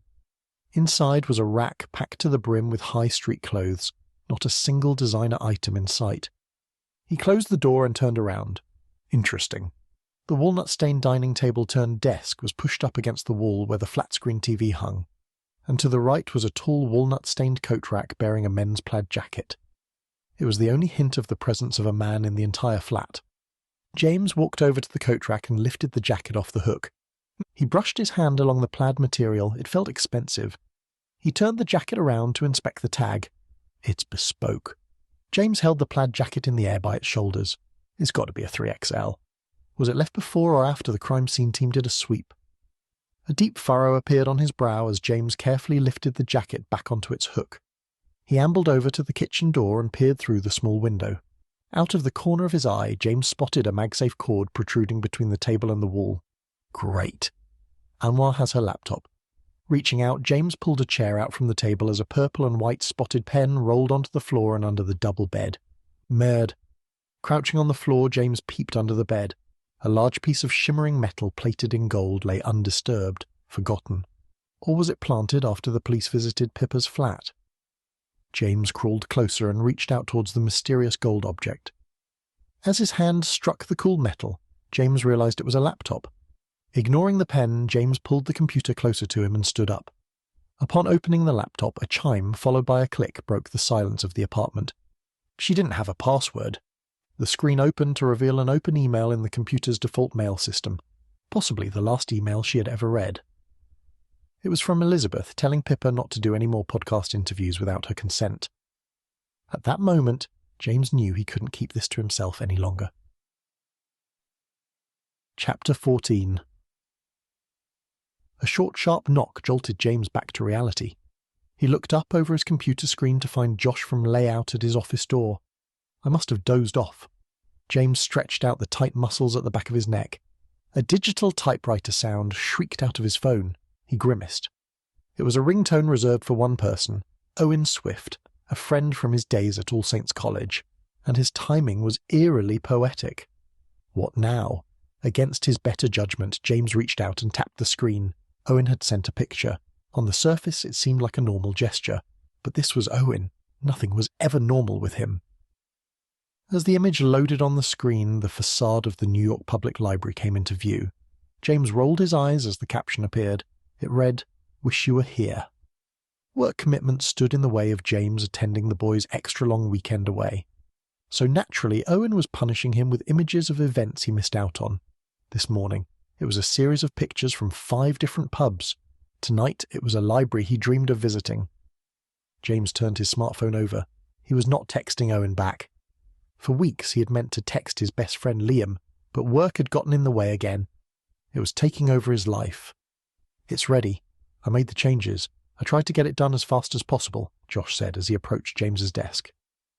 James double-clicked on InDesign and started searching for the edition of the story he had looked over an hour earlier. "I should be a few minutes." James fixed his eyes on the screen, reached towards his top desk drawer, pulled out his glasses and put them on. There was no use denying it. The closer he got to 30, the more he needed to wear them. James scrolled through the file, pausing every now and then.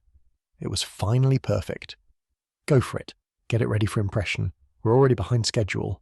James closed the program on his screen. "It's cool. We can still make midnight." Josh backed away and scurried down the hall. "I want to see the first copy," James said as his eyes wandered over to the tiny digital clock at the top right-hand corner of his screen. It read 11:15 p.m, and in 2 more hours he could return home. He couldn't let himself leave if his journalist was still working past a deadline, and tonight was one of those nights. This is why she left me. 10 minutes earlier, James passed the Queen's Head pub on the way home. Perhaps out of a need to drown his sorrows at the dumpster fire that resembled his life, he ambled through its front door. A group of locals leaned against the dark brown wooden bar and craned their necks to look up at the results from the Hull versus Arsenal game from earlier that day, while keeping one eye on the bartender. James rolled his eyes. He could never understand their obsession with football. Rugby he could understand, but football was boring. He looked at the empty pint in his hands as he contemplated another. He glanced at the antique clock above the bar, and a familiar short Malaysian man leaned over and pointed at something behind the bartender. James smiled. One more drink. James arose from his stool, walked towards the bar, and pushed through a small group of people who were staring at the specials on the chalkboard above. He placed his hand on Chan's shoulder. Chan jumped, then swayed a little from side to side. The off-duty police constable reached over, grabbed the bar, and steadied himself. "Having a good night, David?" James asked, with a hint of a chuckle in his voice. "Call me Chan. Everyone else does," Chan slurred as he pointed towards James. "I shouldn't be talking to you. You need to ask Anwar's permission to do that. He reminded me that you have a nose for trouble and a front page to fill." "Ouch." James raised his glass at the bartender. "I'm paying," he said, as he tilted his head towards Chan. Chan looked up at James as if he was contemplating his next move, then raised his finger. He smirked. "Forgot what I was going to say? When did you and Anwar get married?" "Very funny. He sounds more like an overbearing wife than a boss. You know, checking in at home before you do things, constantly asking for permission." "That's Anwar. He used to be a lot of fun." "Really?" Chan leaned in towards James and took a sip of his beer. "That was before his big promotion, marriage, and the little one on the way." "Yeah, he's no barrel of laughs at work either." James handed his credit card over to the bartender and smiled. "No." Chan hunched over the bar and shook his head. "Let's just take a table and chat for a few minutes. 5 at the most." "I can't." "You need Anwar's permission to do the right thing. We both know that you and Anwar arrested the wrong person today. It was convenient," James said, as he observed Chan's reaction. The PC sighed and looked at the floor. "He knows. You're just after information."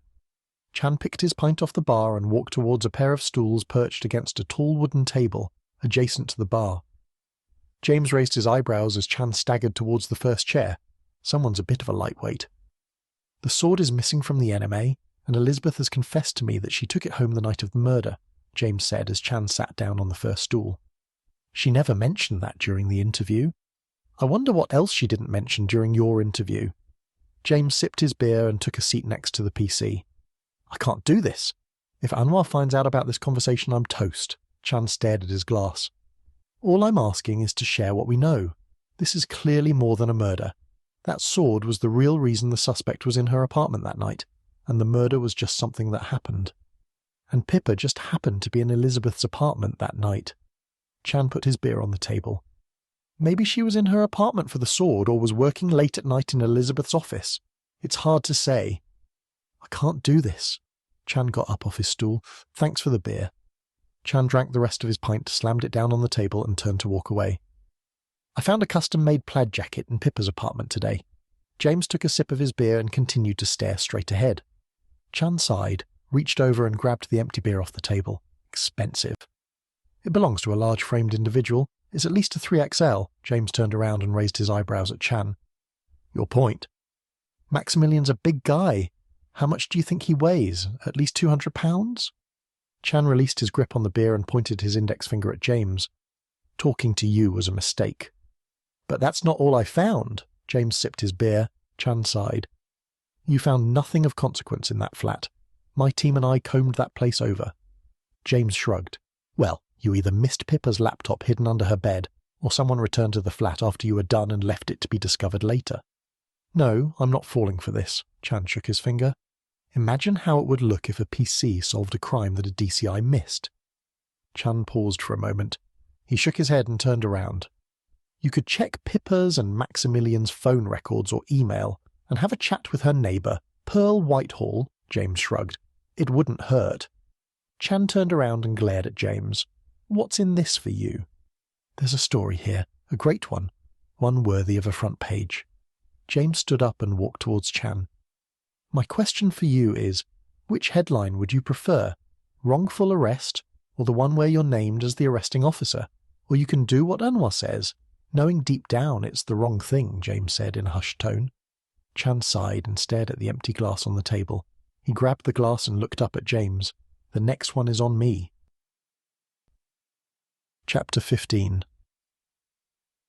James staggered through the front door and walked towards the light coming from the kitchen. He paused. Did I leave that on? He didn't hear a single sound within his maisonette. He was definitely alone. The clock struck twice as James walked to the kitchen and dropped his bag on the table. Food or sleep? That was the only decision that awaited him. Despite how hungry he was, the thought of rest was far more inviting. As he turned towards the staircase, out of the corner of his eye, he caught sight of a black plastic knife handle protruding from the refrigerator door. Oh, great, another break-in. James walked to the refrigerator as his chest tightened as he inhaled. The light was on for a reason. James stared at the horror laid out before him. Someone perfectly positioned the knife at eye level. A polished metal blade pinned a picture and a note to the door. The message was on a piece of plain white printing paper. It consisted of different coloured letters, likely cut out of various magazines and journals. He didn't bother reading it. He didn't need to. The picture said it all. With his trembling hands, he pulled the note and picture off the fridge. As a journalist, James had received his fair share of death threats and the odd trashing of his house. All were designed to evoke fear. They all wanted one thing, for him to drop a story and stop chasing a lead. The tactics had never been successful until now. This time, it was different. James took a few steps back and rested his body against the kitchen counter behind him. As he continued to stare at the image of Valentine gagged and slumped against a metal chair in an empty room, his legs gave out. His back slid down the doors of the kitchen counter, and his body crashed onto the cold tiles. He placed his hand over his mouth and sobbed. Through the sea of tears, he read the top line of text. Let it go, or I'll finish what I started. I'll be in touch. Chapter 16. James walked through the first floor of the Northampton Museum of Anthropology and up the staircase to the upper level. Did I make the right decision? Should I have mentioned this to Anwar? He followed the platform around and past a series of lecture halls until he came to a corridor. James took a deep breath. Whoever kidnapped Valentine murdered Pippa and stole the sword. James marched down the hall towards the door labelled Elizabeth James. He was sure he had already met the murderer, thief, and kidnapper. James had everything he needed, a short list of suspects, and a very personal motivation. They had used a certain personal pronoun, so he was looking for one individual. He knocked on the closed door. The dull thud of a pair of heels clacking against the floor came from within the office. The handle turned and the door opened. We need to talk. James pushed past Elizabeth, who was wearing the same outfit from the day before. He walked across the room and sat down on the chair on the other side of Elizabeth's desk. She turned around and stared at him. I'm pretty sure I've told you everything I know about the events that unfolded. Elizabeth took a deep breath. See, that's where you and I disagree. I have a hunch there's a lot more to tell. James leaned back in the chair and held her gaze. Elizabeth gestured towards the door and down the corridor. I don't respond to intimidation tactics. Her slender frame tensed as he remained seated. Do you want me to come back with PC Chan? I can always let him off his leash and see what happens. James crossed his legs, then brushed a small piece of fluff off his arm and refocused on Elizabeth. Or you can take a seat and have an honest chat with me. Elizabeth stood clutching the door handle and looked down the hall. She closed the door behind her, walked across the room, and sat down at her desk. He's just a bobby. Elizabeth refocused her attention on James. He doesn't scare me. James raised his eyebrows at her. I don't know what you expect me to say, Elizabeth said, avoiding James's gaze.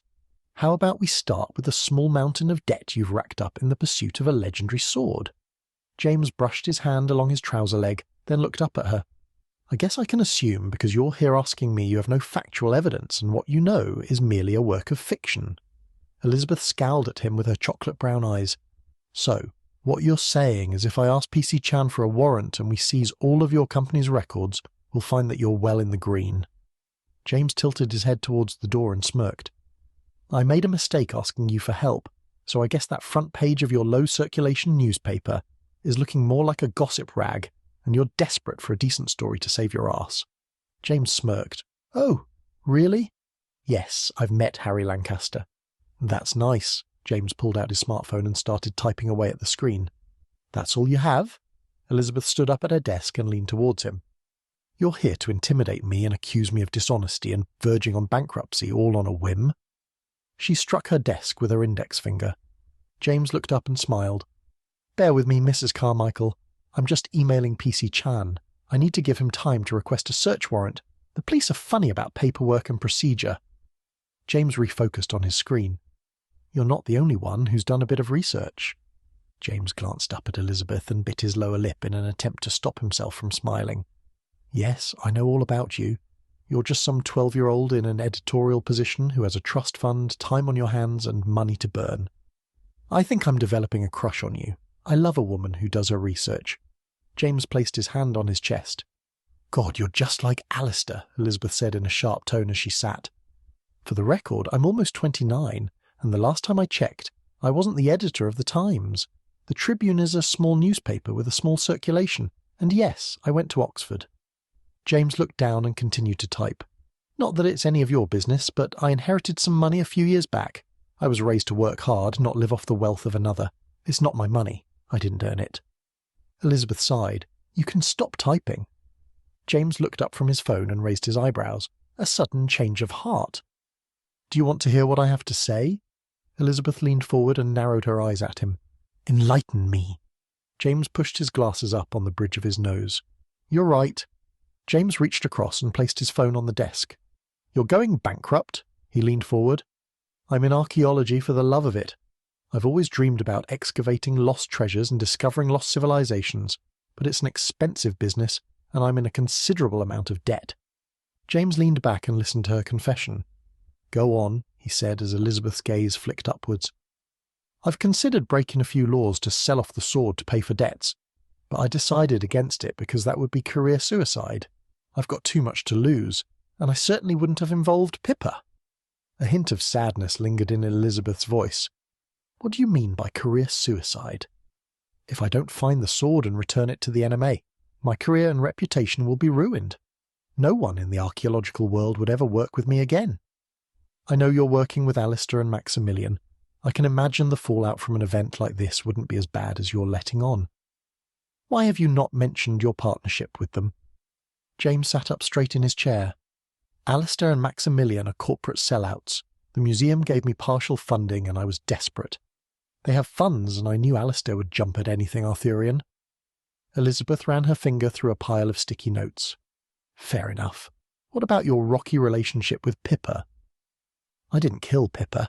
She drove me insane and put my research in jeopardy a few times, but she made me a better professional. How did she put your research in jeopardy? It wasn't intentional, but she talked about the discovery on her blog.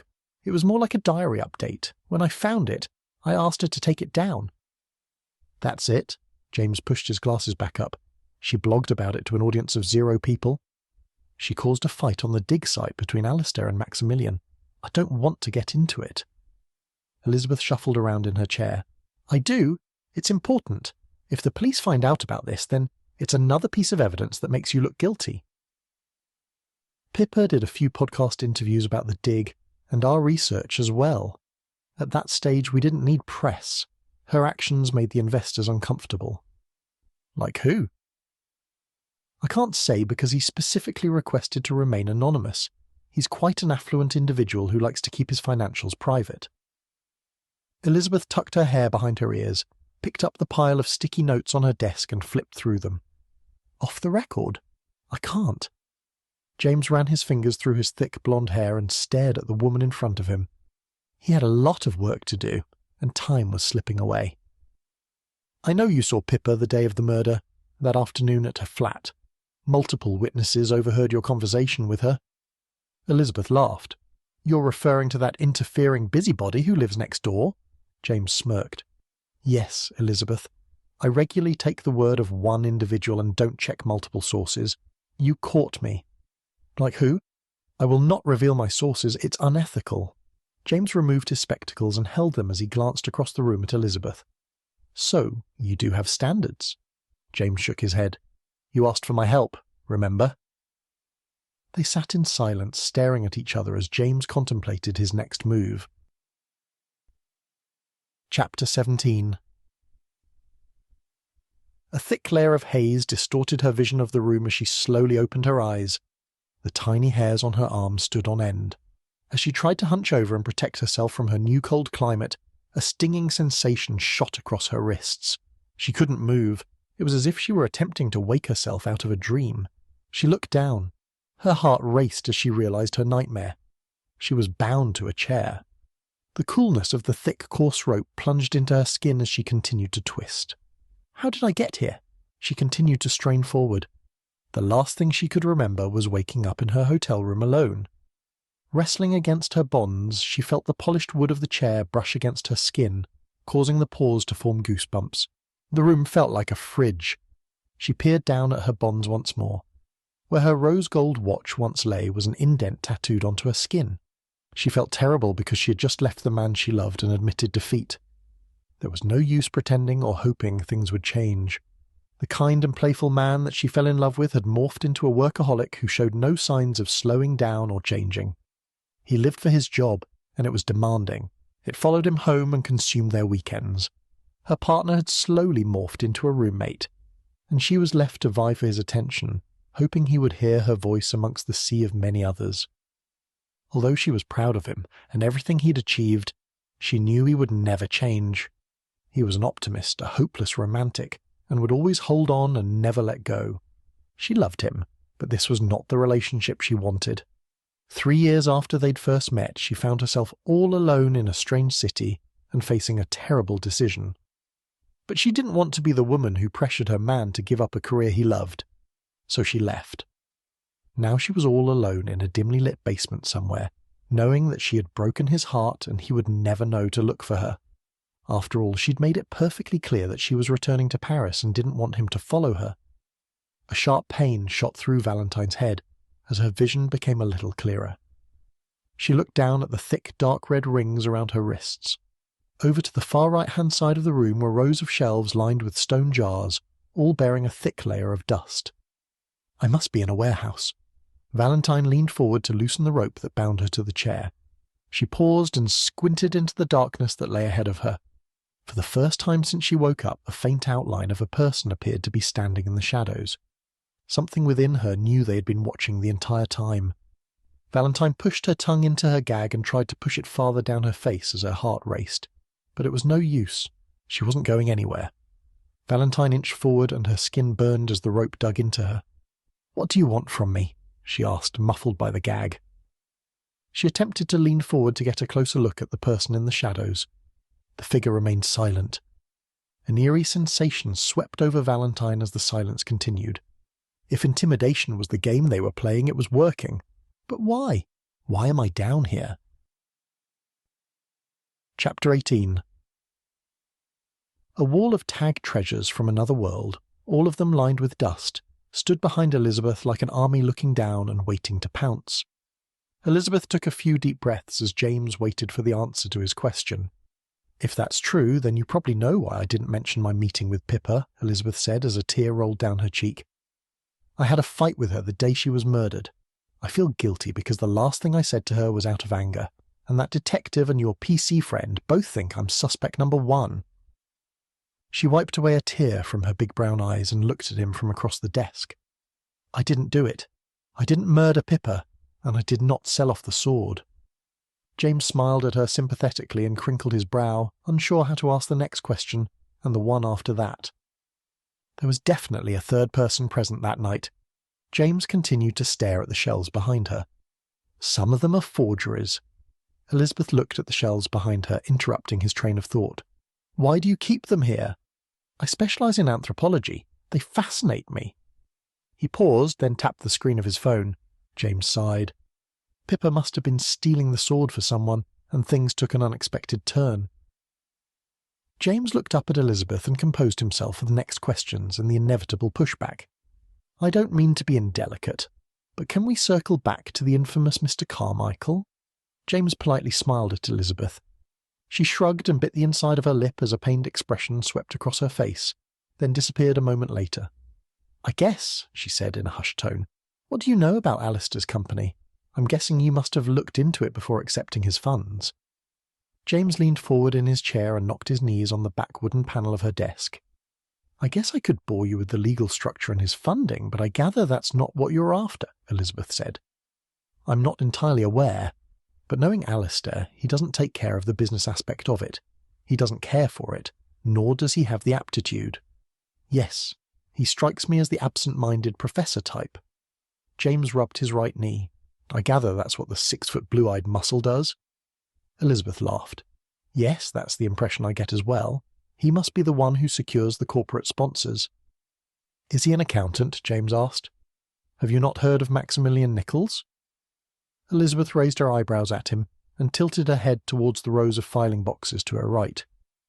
James shrugged, rested his elbows on the edge of her desk and propped up his chin. He's earned himself quite the reputation in the archaeological world. Maximilian is considered a looter for hire and has a vast network of connections. I think that is why he plays a research and business role in Alistair's company. Or it could be a PR thing. Wait, you mean like a Tomb Raider? Yes, it was challenging to get him access to the dig site.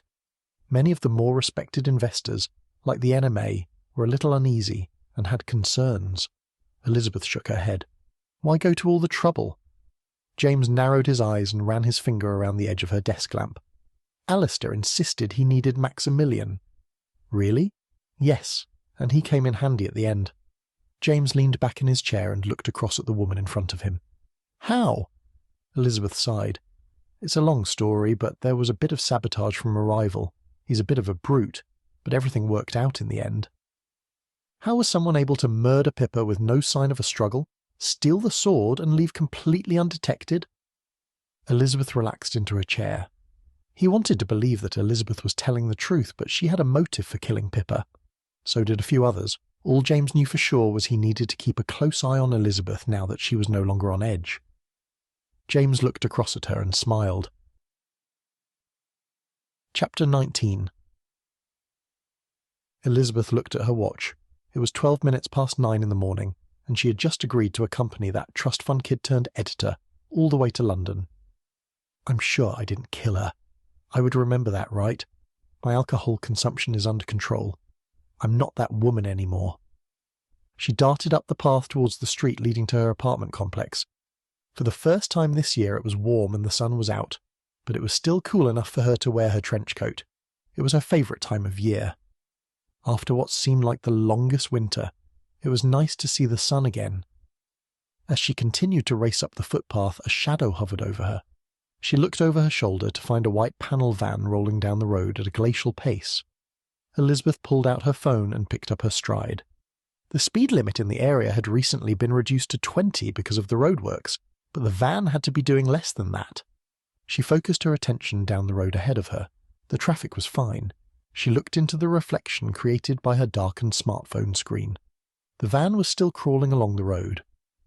Elizabeth hit the home button, brought up the dial pad and acted as if she had the worst reception in the world and was trying to make a call.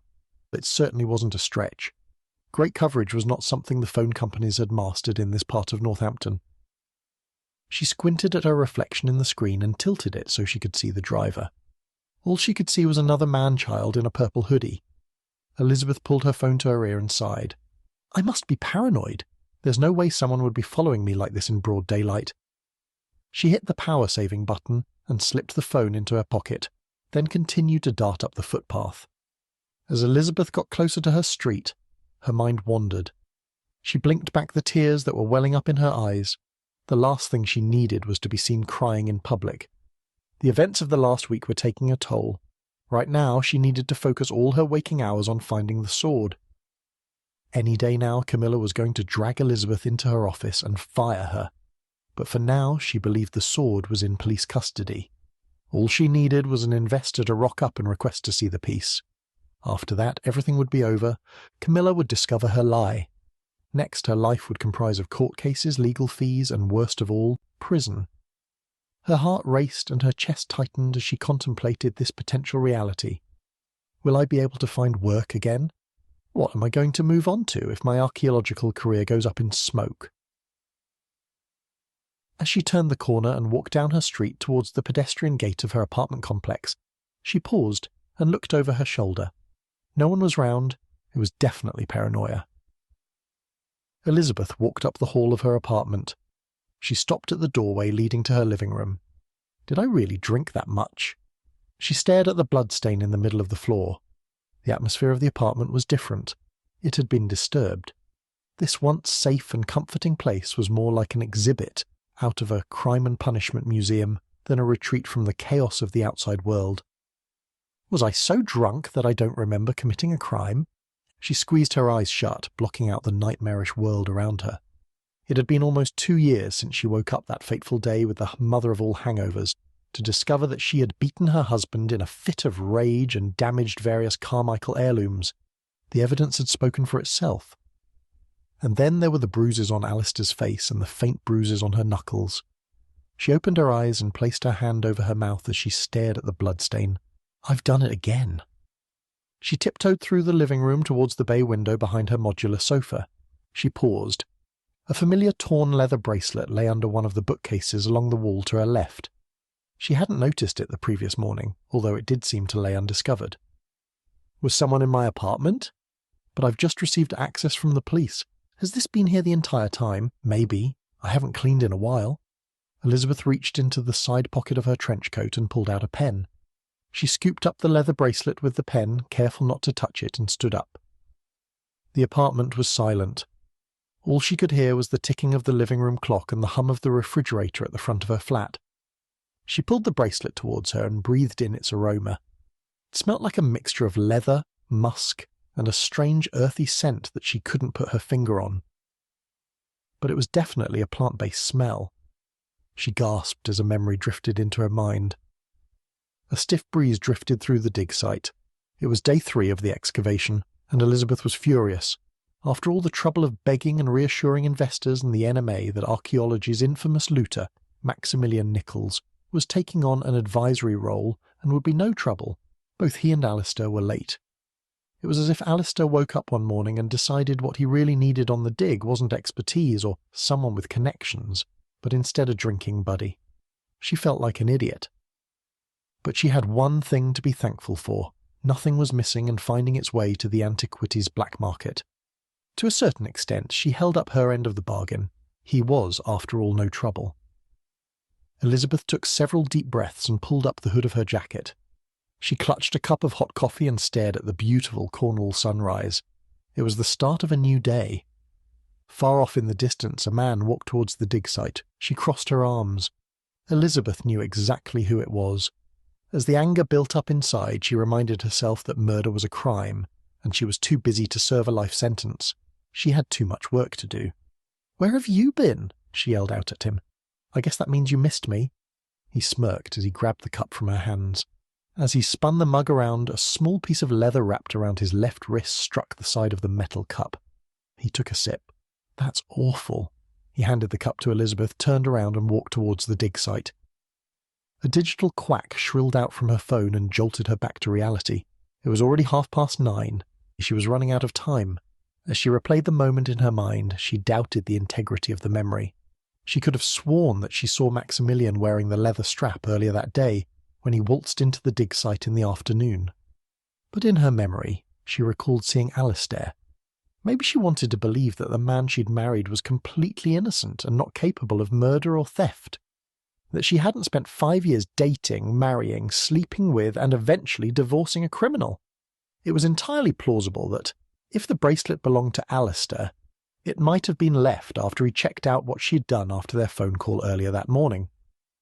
But she was torn between 2 possibilities, and she couldn't count on her recollection of events because it had been during the excavation of Excalibur that she started drinking again after a year of sobriety. Her memory was fractured. Elizabeth slipped the leather strap into her pocket and made her way through her apartment. She was running out of time, and grabbing breakfast and sprinting to the train station was more important. As she slammed the door behind her, she buttoned up her trench coat and tied the belt around her waist. She headed into the lift and struck the button for the ground floor. A few minutes later, the doors sprang open, and she darted out of the elevator and towards the opened main gates. Then it dawned on her. The leather strap was left after the police swept her apartment. Someone had returned to the crime scene. Elizabeth looked down her street towards her apartment building. She froze as she felt a hand grip her shoulder and a gloved hand cover her mouth. Chapter 20. A series of newspaper articles flashed across the screen as James perused the search results. Even with the introduction of modern technology, journalism was still in the dark ages. After all, journalism was an old man who moved slowly and often struggled to change. Many newspapers hadn't digitalized their archives, which meant individual journalists, or a dedicated research team, had to conduct research the old-fashioned way. So here he was, scrolling through articles stored on microfilm. He paused and squinted at the screen. James rubbed the bridge of his nose as his glasses slid down his face. The yellow lights of the British Library newsroom were giving him a headache. This reading room was dedicated to news and was his favourite place to research.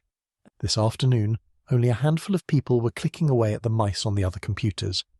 As his headache overpowered him, James refocused on the computer screen and scrolled to the next search result.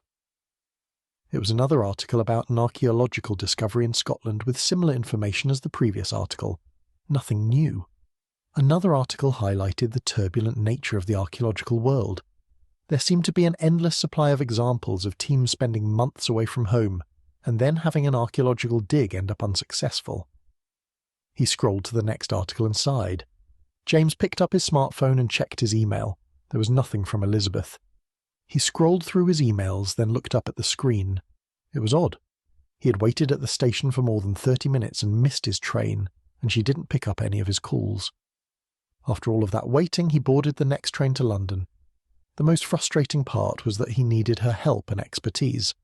Maybe it was a good thing she didn't turn up at the station. Anwar was quite clear on the conditions of her release, and leaving Northampton for London was one of them. Could Elizabeth be afraid of Maximilian? Or maybe she's working with him. He placed the phone on the desk and stared at the article in front of him. They might be working together to sell the sword to pay for their debts, and maybe Pippa had the same idea and got in the way. Perhaps this was why Elizabeth claimed to have slept through the events that occurred in her living room. James narrowed his eyes on a single sentence in the middle of the screen. He smirked as he leaned back in his chair and stared at the image of Maximilian Nichols being handcuffed on Christmas Day and dragged out of Alistair's family estate.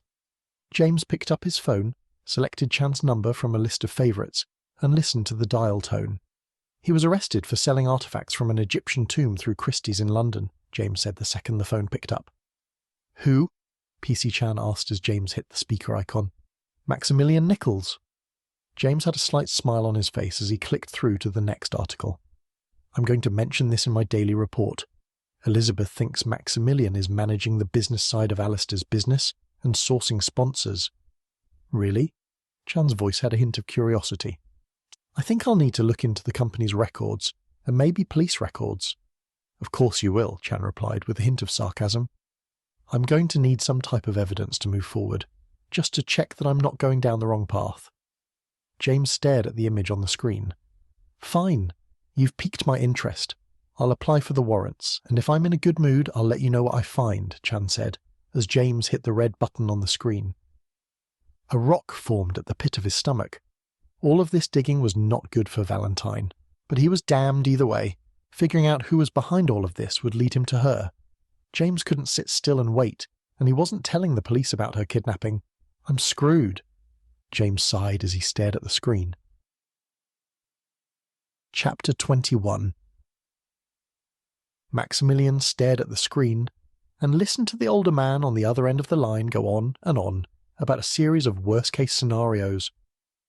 He leaned back in his chair in his first-floor office, looked out of the window and across the front lawn of the Carmichael estate, and sighed. He's going to pull out. Maximilian continued to listen to the babble. This was the second investor in the last week. A drop of sweat dripped down his brow as he took a few deep breaths in an attempt to centre himself. I realise that it doesn't look great right now, but things are improving. The sword has been dated and valued. I assure you that you will receive a return on your investment. Maximilian released his grip on the desk planner and rubbed the back of his neck. We have to be cautious and take all of the steps to authenticate the sword, because there will be other experts who will do everything they can to discredit the find. I understand that, but it's taking far too long, the caller said.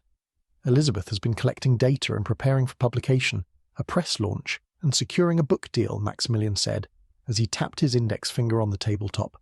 I'm kidding myself. There's no way we're going to get a book deal, and I've got bigger problems.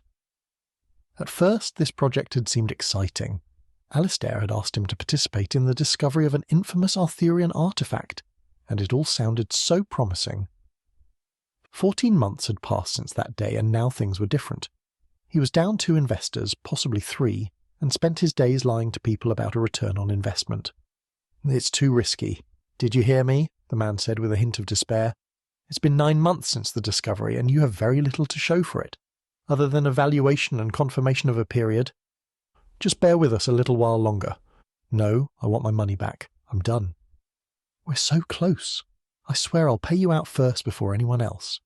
No, I want my money. Either way, you need to give me a little time. 1 week. The man hung up. Maximilian slammed the phone down and stared at the spreadsheet on his screen. The truth was, no matter how much time this man gave him, he wasn't going to get his investment back. There was no money left to pay back the sponsors who were pulling out. Maximilian looked across the desk at the calendar, picked it up and stared at the number on the page. He threw the calendar across the room and listened to it bounce off the wallpaper. His money problems had to wait because he had an even bigger problem. Maximilian stared at the dial pad. He said to never call. Maximilian picked up the handset. He had reached a new level of desperation. As he dialed the number, he wondered what price he would pay for making this call. The line picked up. I know you said to never call you, Maximilian started, tensely clutching the edge of his desktop planner. But we have a problem. A big problem. A journalist is sniffing around the sword. He's starting to...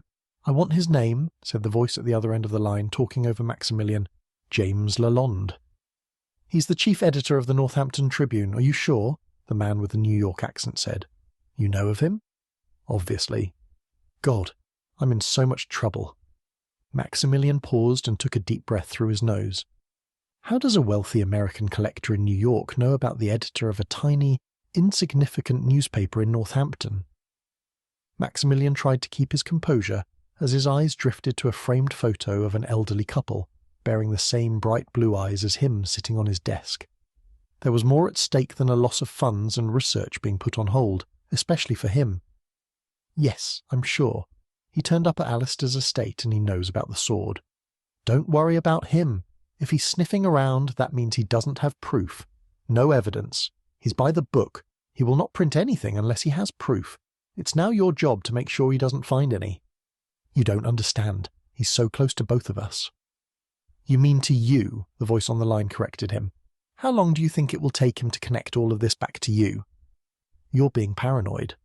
You're underestimating him. He's playing mind games with you. He knows nothing. One more thing, Maximilian said into the telephone as his body stiffened. My parents? They are well cared for. It's been 14 months.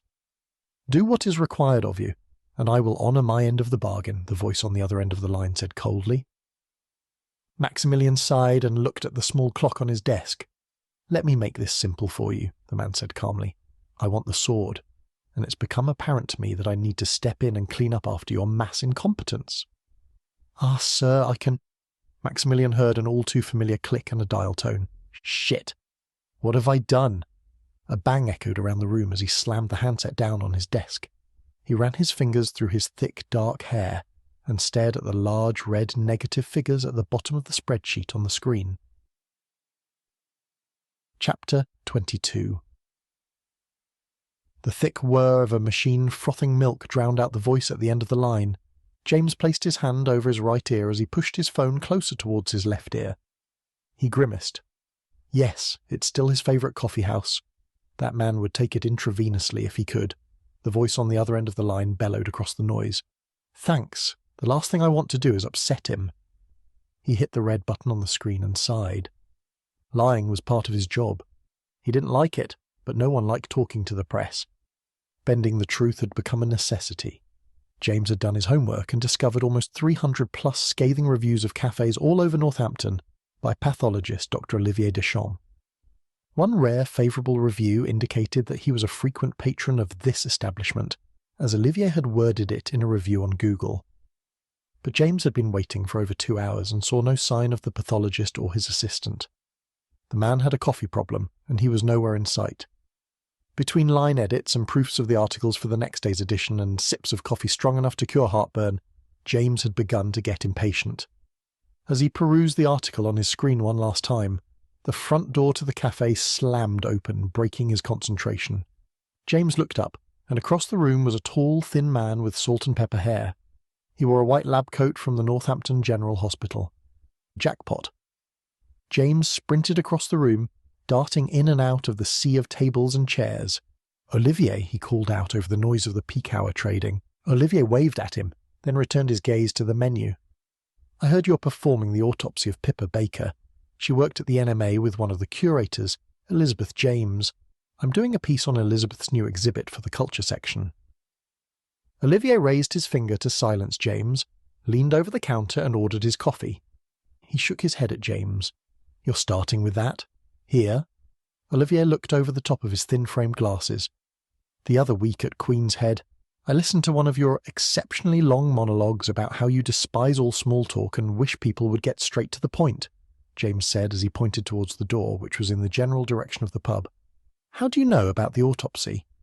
Anwar left his notes open on his desk. He's getting sloppy in his old age. "Anwar is trying to... I don't want to know. This isn't a story for me. I'm looking into it for Elizabeth James. I believe she's innocent. James, I don't want to know. I must remain objective." Olivier clenched his right hand. As Olivier turned around to walk out the door, James grabbed his bicep. "Anwar is building a case against a suspect who I believe is innocent. Do you want her to go to jail for a crime she didn't commit?" "That's not for me to decide. The evidence will speak for itself. Just give me something. I need to know if my theory is correct, that I'm not wrong and helping a murderer go free." "No." Olivier broke free from James's grip, marched to the door and pulled it towards him. "Obviously this is completely off the record," James said, as Olivier paused, tapping his fingers on the doorframe. The tall, lanky man walked towards James in complete silence. Olivier's light brown eyes were cold and locked straight on him.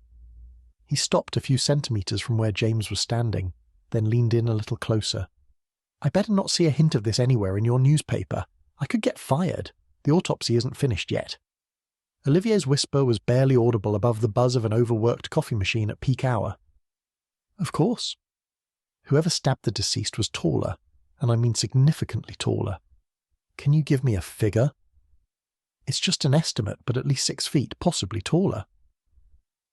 Olivier walked out of the cafe, then sprinted across the road towards the Northampton General Hospital. A thick stench of paper wafted past James's nose as he walked through the sea of cubicles and towards Chan's desk. The police constable whirled around on his chair and looked up at James, then focused back on the ever-growing sea of paperwork. James walked across the cubicle space as Chan stood and cleared away a pile of papers stacked up on the chair next to his desk. Chan paused for a moment. The PC's dark brown eyes looked around his working area. Chan sighed, turned around, dumped the papers on the edge of his desk, and gestured to James to take a seat. "I have the warrant. It came through an hour ago. While I was waiting for you, I got a little curious." Chan sat down at his desk. "And here I thought you were overworked and had no time." James walked to the desk, sat down and leaned toward Chan. He rested his elbow on the corner of the desk. "I have some time." PC Chan shrugged. "Just not for paperwork." James smirked as his eyes lingered on the mounds of paper on Chan's desk. "Your tips from the other day turned out to be quite helpful," Chan said in a whisper. James nodded. "Out of curiosity, what was the murder weapon?" Chan shook his head. "A kitchen knife from Elizabeth's knife block. It's missing. This is feeding Anwar's suspicions surrounding Elizabeth's involvement in the murder. He thinks it was tossed in the garbage because the bins were emptied in her area the same morning that she called the police." James nodded. Off the record, remember? Chan pointed his finger at James. Yeah. It was your daily report that sparked my interest. I looked up your friend Maximilian Arthur George Nichols. Chan raised his eyebrows at James. It's quite the name. Let me guess. Old money. James looked down at his dusty black shoes. Ancient. Chan turned the screen towards James.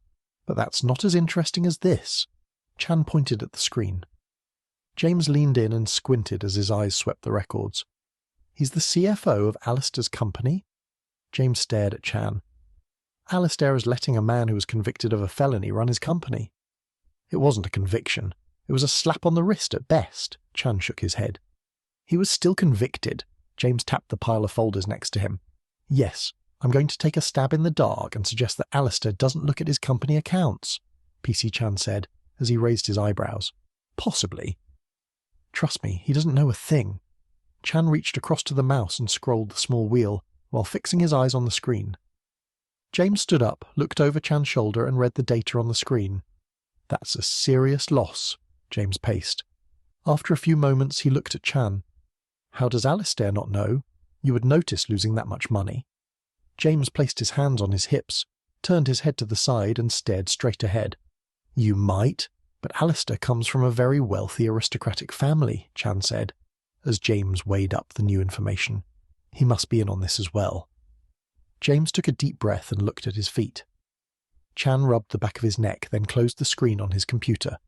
I shouldn't be telling you this, but I found multiple texts between Pippa and Maximilian, and one where he explicitly told her to keep out of it. James raised his eyebrows at Chan. Really? So she must have interfered in something to do with the sword? Chan sighed. When I was in Pippa's flat, I noticed that she had a few expensive items that were probably gifts. James nodded. And then there's the custom-made jacket that most likely belongs to Maximilian. Do you think they were in a romantic entanglement of some kind? Chan winced. Yes, there's evidence to suggest something was going on between them. I found chat messages and images on her computer when I returned to her flat in the Queen's Head after that night. They were keeping it a secret. James groaned. So, why would he stab her if they were in a relationship? Did she just get in the way? James nodded. It fits with his icy manner, I suppose. Chan grabbed the mouse and opened a screen on his computer. I can't continue speculating with you. It's unprofessional. But if there's anything else you know, you should tell me now. James took a deep breath and remained silent. Chan turned around, looked up at James and tilted his head. Nope, James said with a nod. There's one more thing I need to show you, Chan said as James looked up and focused on the screen. What? James's voice had a hint of curiosity. Maximilian has accumulated a significant debt since his conviction and fine. James walked across the room towards Chan's desk and looked at the report on the screen. His heart sank. What have I gotten myself into? James clutched the middle button that closed his suit jacket and paced the room again. I'm sorry, Valentine. James stopped in the centre of the room and sighed. Things were hopeless, but he couldn't give in to his pessimistic nature. He had to keep going, piecing together the clues one by one. The note bore a set of explicit instructions. But that was all he could think about. Valentine.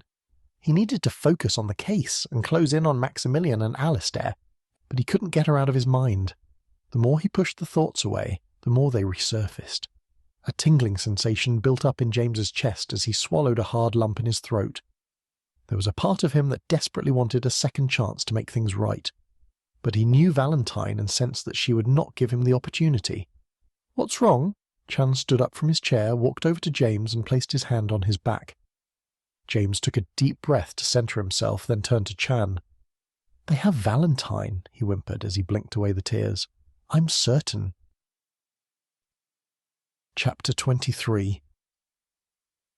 The door flew open and a loud bang filled the room as it struck the wall on the other side. Alistair shot through the doorframe and dived in and out through the sea of workstations towards Chan. Hey! A junior constable cried out as he chased the lanky man. James tensed and sucked up his tears before he glared at Alistair, who stopped a few inches from where they were standing. As Alistair opened his mouth, he paused for a moment. He appeared to reconsider his actions, but it was too late. James could feel Alistair's gaze lingering on his watering eyes. I'm sorry. Alistair bowed his head and took a few steps back. A junior officer appeared behind Alistair, grabbed his right bicep and squeezed it tight. "Sorry, Chan, he followed someone through the doors at reception," the red-faced junior constable said as he tried to drag Alistair away from Chan's workstation. "She's missing," Alistair said as he inched forward and pulled a note and picture from his tweed-checked jacket. "Get me some gloves." Chan looked over Alistair's shoulder at the younger constable. "Is your note similar to this one?" Chan refocused on James. "Yes. I found it pinned to my refrigerator with a kitchen knife along with a photo," James said as his eyes glazed over. "I want to see both of your items." "I was told not to go to the police." James faced Chan. "We will find them both," Chan said as he studied the note in Alistair's hand. James glanced at Alistair. "How do we know that you're not behind all of this?" "I beg your pardon." Alistair adjusted his bow tie. "You heard me." Alistair glared at James and stepped back into the passageway between the workstations. "I still love Elizabeth," Alistair said. "She drives me insane, but every time I see her—" He took a deep breath. "I still want to be with her again. We allowed work to get in the way of our relationship. We spent so much time in the field, discovering, studying, and researching, that we neglected the most important thing we had, which was us. Anyone can say they love someone. That doesn't mean you didn't do this. How do I know you haven't done something unspeakable to get Elizabeth to take you back?" James faced Alistair and observed his reaction. "This isn't some elaborate scheme so I can turn up and play the part of the brave knight rescuing a damsel in distress." Alistair glared at James. That sounded a little too rehearsed. James raised his eyebrows at Alistair.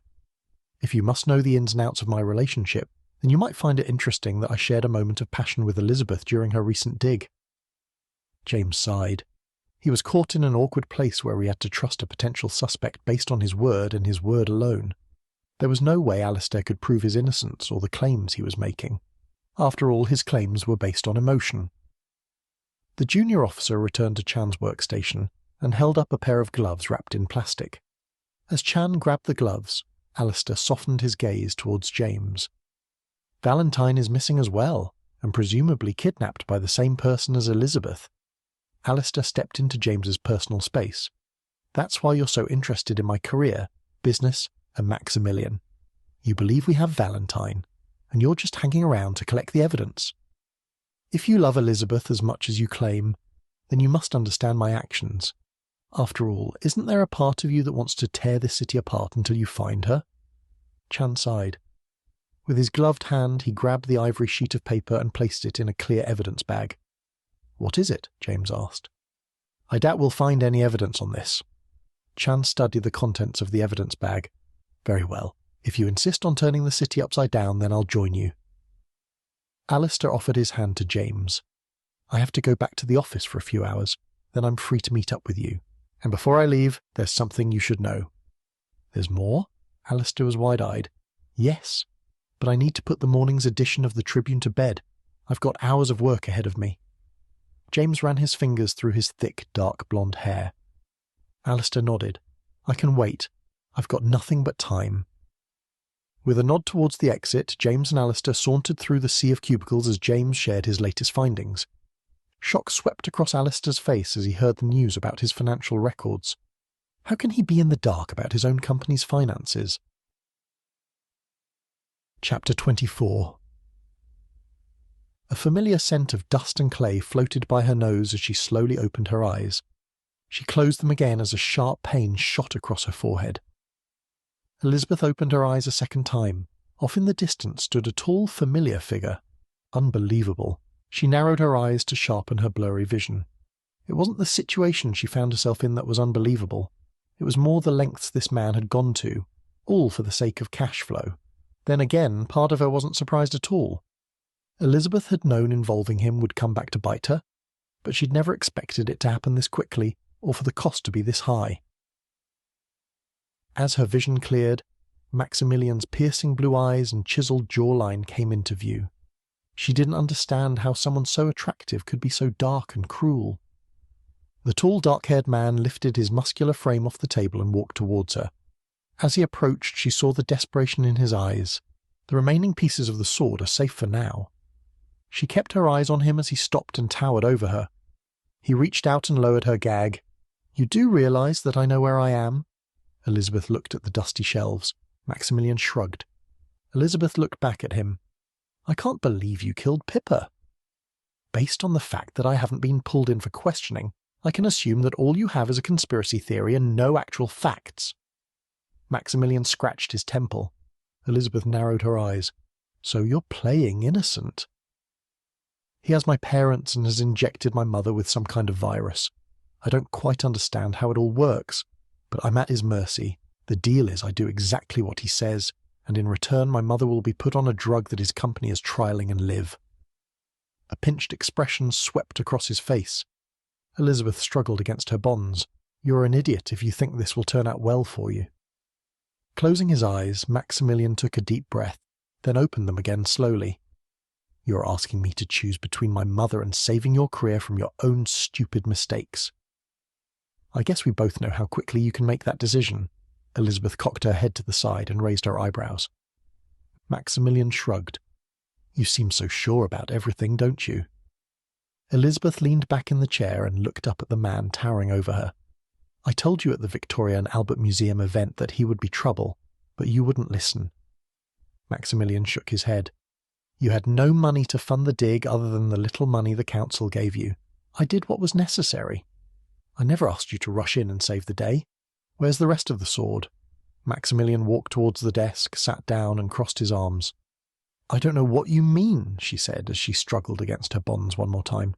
The sword is in pieces. We're both aware of this. I was there for the discovery. Have you stopped to consider why he wants the sword and what he might do with it? Elizabeth said, softening her tone. One problem at a time. Maximilian rubbed his hand over the top of the desk as if he were in deep thought. I will not let you hand over the sword to him, not after everything I've been through to get it. And I have my reputation to think of, Elizabeth said as she glanced over at the rows of shelves. Maximilian stood up and walked towards Elizabeth. He bent down, gripped the back of her chair and raised his eyebrows at her. I think your professional reputation will survive this. You have a life raft hovering around you with connections, eager to save the day.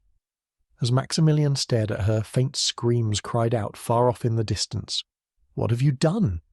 Elizabeth looked towards the shelves, knowing that in one of the other archives, in the basement of the Northampton Museum of Anthropology, another woman was in trouble.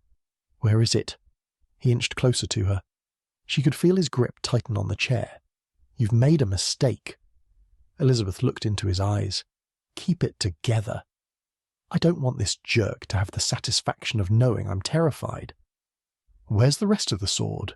He shook her chair violently and the room spun. It was all in my office before I left for the dinner in London. I swear it was there. Perhaps someone else beat you to it. Do you expect me to believe your bullshit story? Maximilian stood up and placed his hands on his hips. I've checked the museum database, and it shows that you recorded one piece of the sword. If you say so, Elizabeth shrugged. You've purposely hidden the remaining pieces. I listed the sword as one item. There's no need to register the individual pieces. Don't tell me how to do my job. Elizabeth tried to lean forward against her bonds. I'm done playing nice with you. Maximilian picked up a pair of pliers off the dusty metal shelves behind him. Another muffled scream echoed across the archives. Who is the other woman you have locked down here? Why are you so concerned about some random scream? You have far bigger problems. Her captor inched toward her, opened the pliers, then fixed his gaze on her bound hands. Chapter 25. James threw his suit jacket over the back of his chair and sighed. Although he had accomplished a substantial amount of work, he was still behind. James rubbed his eyes, pulled the chair out and sat at his desk. As he looked at the light flashing on his phone, a familiar-looking piece of ivory paper caught his attention from the floor in his doorway. His body tensed and his eyes widened. A pain shot across his chest as he continued to stare at the page. How did he deliver it and go unnoticed? The letter wasn't there a moment ago. James continued to stare at the lone piece of paper. He didn't want to walk across the room and pick up the sheet. Not that he had to. He knew what it contained. All roads had led to this point. It was inevitable. What was unclear was how much research Maximilian had done on him. As James leaned on his desk and stood, it occurred to him. Does Maximilian have a contact at the paper? He grabbed a tissue off his desk, sauntered towards the ivory page and squatted down. His hands trembled as he flipped the piece of paper over. It was just as he'd expected. Cut-out letters arranged across the page revealed a message. A predictable message. But this time it had one extra feature. "I've got you." James smiled as he walked to his phone, tapped the screen several times and waited for the dial tone. "He's delivered the ransom note," James said the second the call connected. "Why are you so happy?" Chan had a hint of suspicion in his voice. "It contains a bonus." "What bonus?" "He's fucked up. There's a smudged partial print at the top left-hand corner of the page." James stared at the blood. "I hope this doesn't belong to Valentine." James continued to stare at the note. "What does it say? How much does he want?" "Don't worry about it. I can pay the ransom." James fixed his eyes on the scrapbook-style letters. "How much?" Chan raised his voice. £150,000 in £20 notes in non-sequential order. I'm to show up and drop off the money at a warehouse along Alexander Avenue, and then he will drop Valentine off at my house a few hours later," James said. "You're insane if you go along with this. You know how this will end." Chan's sigh rang through the tiny speaker. "He needs the money. He'll follow through with the deal." "How are you going to get that much money?" Chan asked. "I've got it under control," James hung up. "So he's done a background check." He was so desperate to get Valentine back he hadn't considered the obvious outcome, the terrible way a lot of kidnappings ended. Was Chan right? Was he a fool for thinking he could get her back? Chapter 26. Alistair rubbed the back of his neck as he stood next to the round table in the centre of the foyer. His hair looked as if he had brushed it back multiple times. Alistair's hands trembled and his eyes looked wild. Perhaps James had misjudged him. Maybe his feelings and concern were genuine. He wanted to believe this, no matter how naive it sounded. Journalism had created a cynicism that ran deep within his veins. As he stepped into the foyer, James's eyes spotted scattered archive boxes. Newspapers were strung across the round table in the centre, where a large arrangement of flowers had stood a few days earlier. It was as he'd expected. What lay before him was the result of a desperate man with time on his hands. Since 5:45 in the evening, James had received an hourly phone call from Alistair, alerting him to a whole range of situations. Every call ended the same way and with the same question. "What time do you want to meet up?" After a series of meetings, edits, and the final approvals of the layout, he was done. All James wanted to do was sleep, but Alistair was having none of that.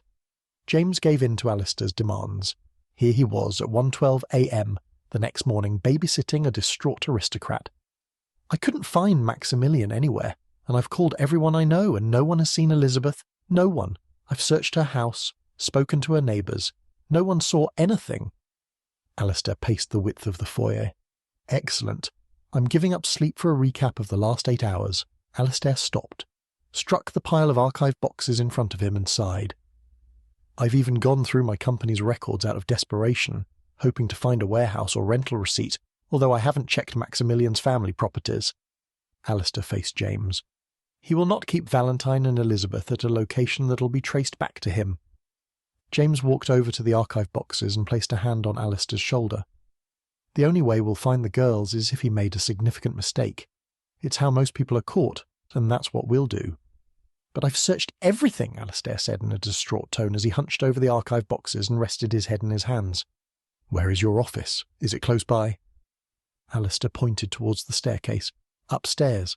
I've checked it." James ascended the central staircase to the next level. He floated his left hand along the polished wooden banister as he dragged his weary feet up the plush-carpeted steps. As James approached the top, he saw the first door ajar, revealing a sea of paperwork. 3 guesses as to what happened in here. He walked across the landing and pushed the door. As it crept open, he scanned the mess that lay before him. James turned around to find Alistair standing behind him. "I'm assuming you did this." Alistair shrugged. "Of course." "You realise you've touched everything in this room and may have potentially contaminated any evidence?" James looked at him. "I know how you feel, and that you're just trying to find something that will point you towards Elizabeth's whereabouts, but you know PC Chan may look at this in a suspicious light." Alistair placed his hands on his hips. "I've done nothing wrong. I checked up on Elizabeth to find her missing, and then I found the note." James sighed and viewed the sea of paperwork strung across the floor. Did he have to tear the room apart like a madman? He looked at Alistair. "If the unspeakable happens and we never see the girls again, whether ransoms are paid or not, if we find anything in this room that links any of these events with Maximilian, it may not stand up in a court of law. and maybe dismissed from a trial. There's no need for the dramatics, Alistair said. James walked across the room, stepping on the bare patches of carpet but avoiding the mess. He pulled out a pair of white gloves that were folded in a small Ziploc bag and put them on. Then he tucked the small bag into his jacket. "What do you want me to do?" Alistair asked, interrupting James's concentration. James nearly ran his fingers through his hair in frustration, catching himself and dropping his hands back to his sides only when he saw the gloves on his hands and reminded himself that they were for more than fingerprints. He turned to the anxious aristocrat. "Ideally, touch nothing but, if you insist on helping, you must find a pair of gloves, just in case you can't resist." James whirled around and continued to tiptoe around the room, not knowing where to start. "Very well." Alistair headed towards the door. "Is Maximilian the only person who works in this room?" "Yes, I have a separate study down the hall." "What's in the room next door?" James pointed towards the wall on the other side of the antique desk. "That was Elizabeth's office. I haven't touched it since she left." Alistair slipped his hands in his pockets and looked at the ground. "I guess you could say that I'm a hopeless romantic." Alistair turned and continued his trek towards the ground level, disappearing out of sight. James stood in the centre of the office and surveyed the room. The most logical place to search was the large antique mahogany desk. He walked around the desk and ran his fingers along the large leather chair. James looked down and saw an immaculately folded grey cable knit sweater on the chair. He reached out and pulled the crew neck down to reveal the letters XXL on the tag. Bingo. The desktop was neat, almost pristine.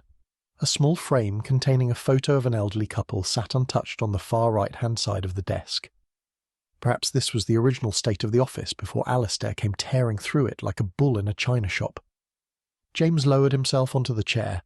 At first glance, Maximilian had seemed meticulous, so the likelihood of finding a trail of evidence was zero. However, James wasn't ready to give up.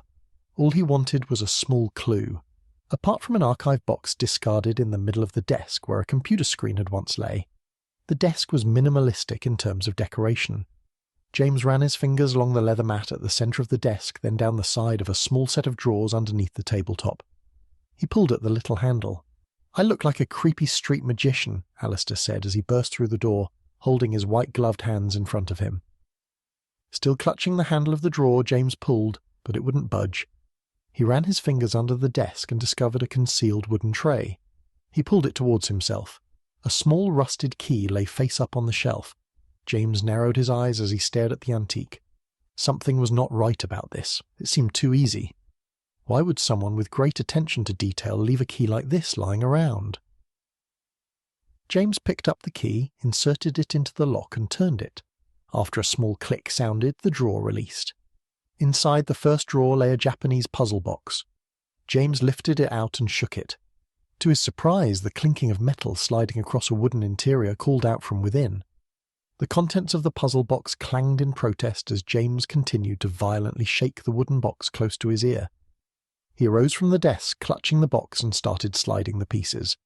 He listened to the corresponding clicks as he began to circle the room. After 30 minutes of pacing and listening to Alistair's endless babble, James was verging on losing it. "You'll never open that," Alistair said, as he followed James around the room. "Maximilian is obsessed with Japanese culture and those thingamabobs." Alistair waved his index finger at the box in James's hand. James rolled his eyes at the voice of doom standing in front of him and shifted around to the window. The pressure from his small audience of one was getting to him. He needed to concentrate. He had one final move left before he had to reset the puzzle box.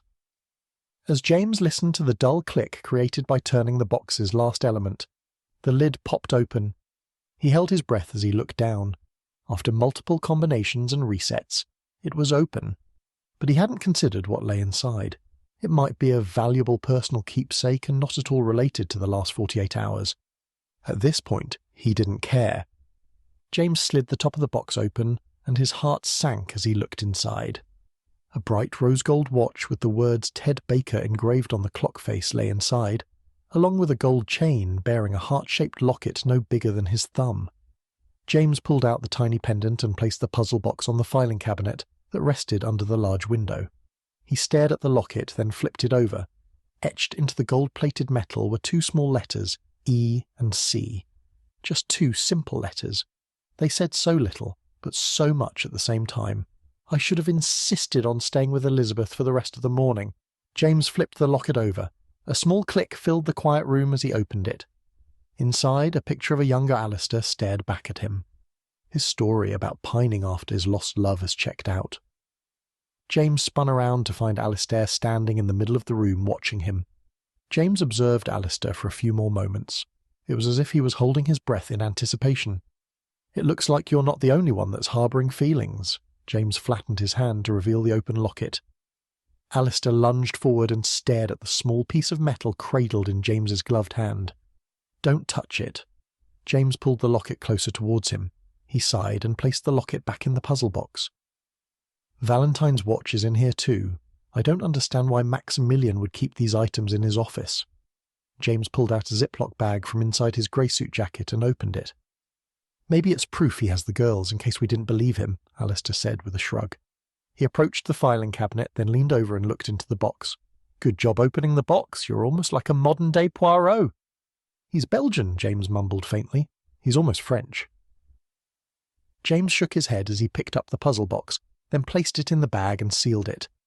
"You look so depressed. You should be happy.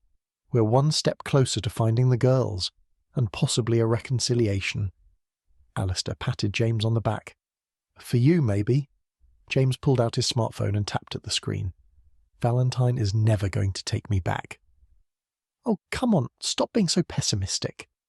"Valentine has made up her mind. There's nothing I can do to change it.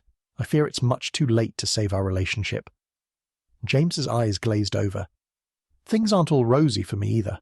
My business is in financial trouble, and I was in the dark the entire time." Alistair placed his hands in his pockets, then looked at the floor. "Why did you put a man with a criminal record in charge of the finances of your business? You don't waste any time, do you? I find it strange that you wouldn't keep tabs on a man like that." "Maximilian is a dear friend. I went to university with his younger brother. His not-so-great decisions result from pressure from his father to excel, and further the family name, so to speak. It's something I can relate to." "So, you made a business decision from a place of sentiment?" "No, it was more than that. Maximilian has charm and business sense and archaeological experience." "Well, he had business sense. At least I thought he did," Alistair said, as if reading James's mind. "And you have experience and knowledge about the Arthurian legend and its grounding in reality." "Exactly. We both bring something to the table." "The kidnappings make little sense. If Maximilian has the sword, then why hasn't he sold it? Wouldn't that fix the cash flow issues?" "It's a little more complicated than that, but the investors are expecting a return on investment.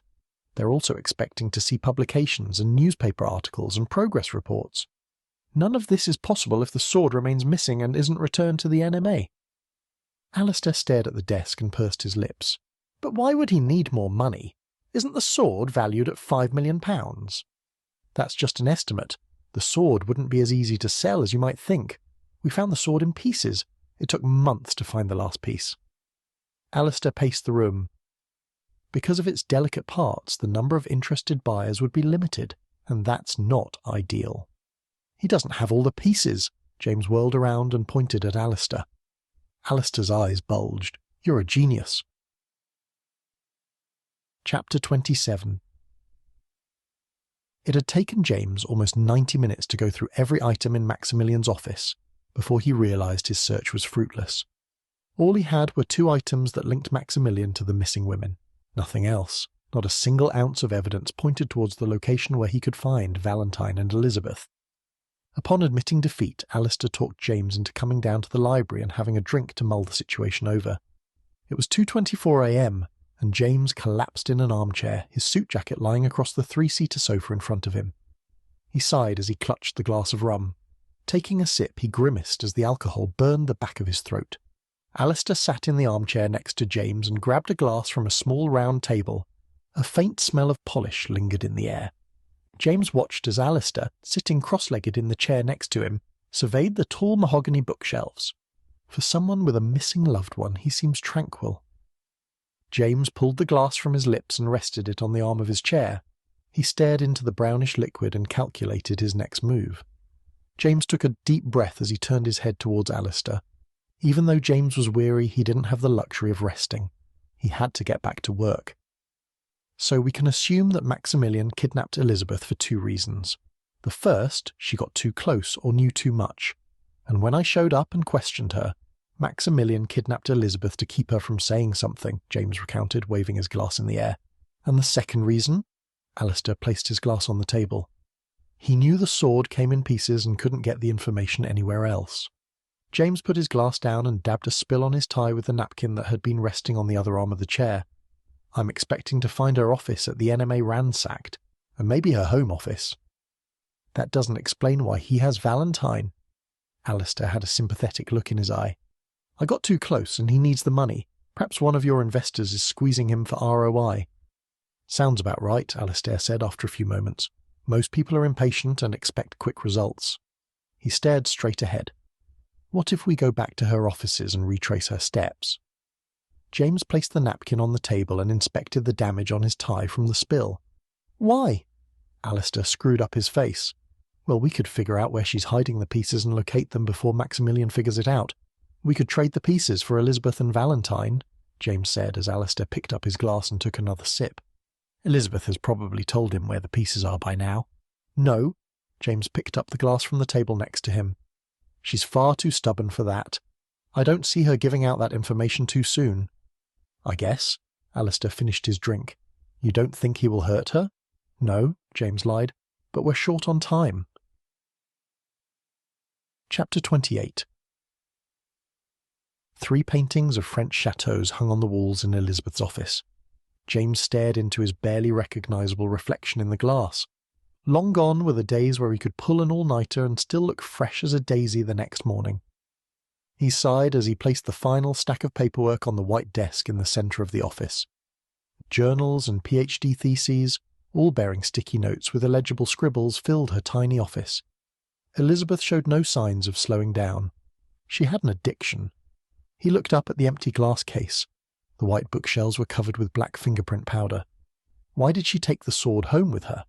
Did she suspect Maximilian would try to steal it? And if so, why did she make it easy for him?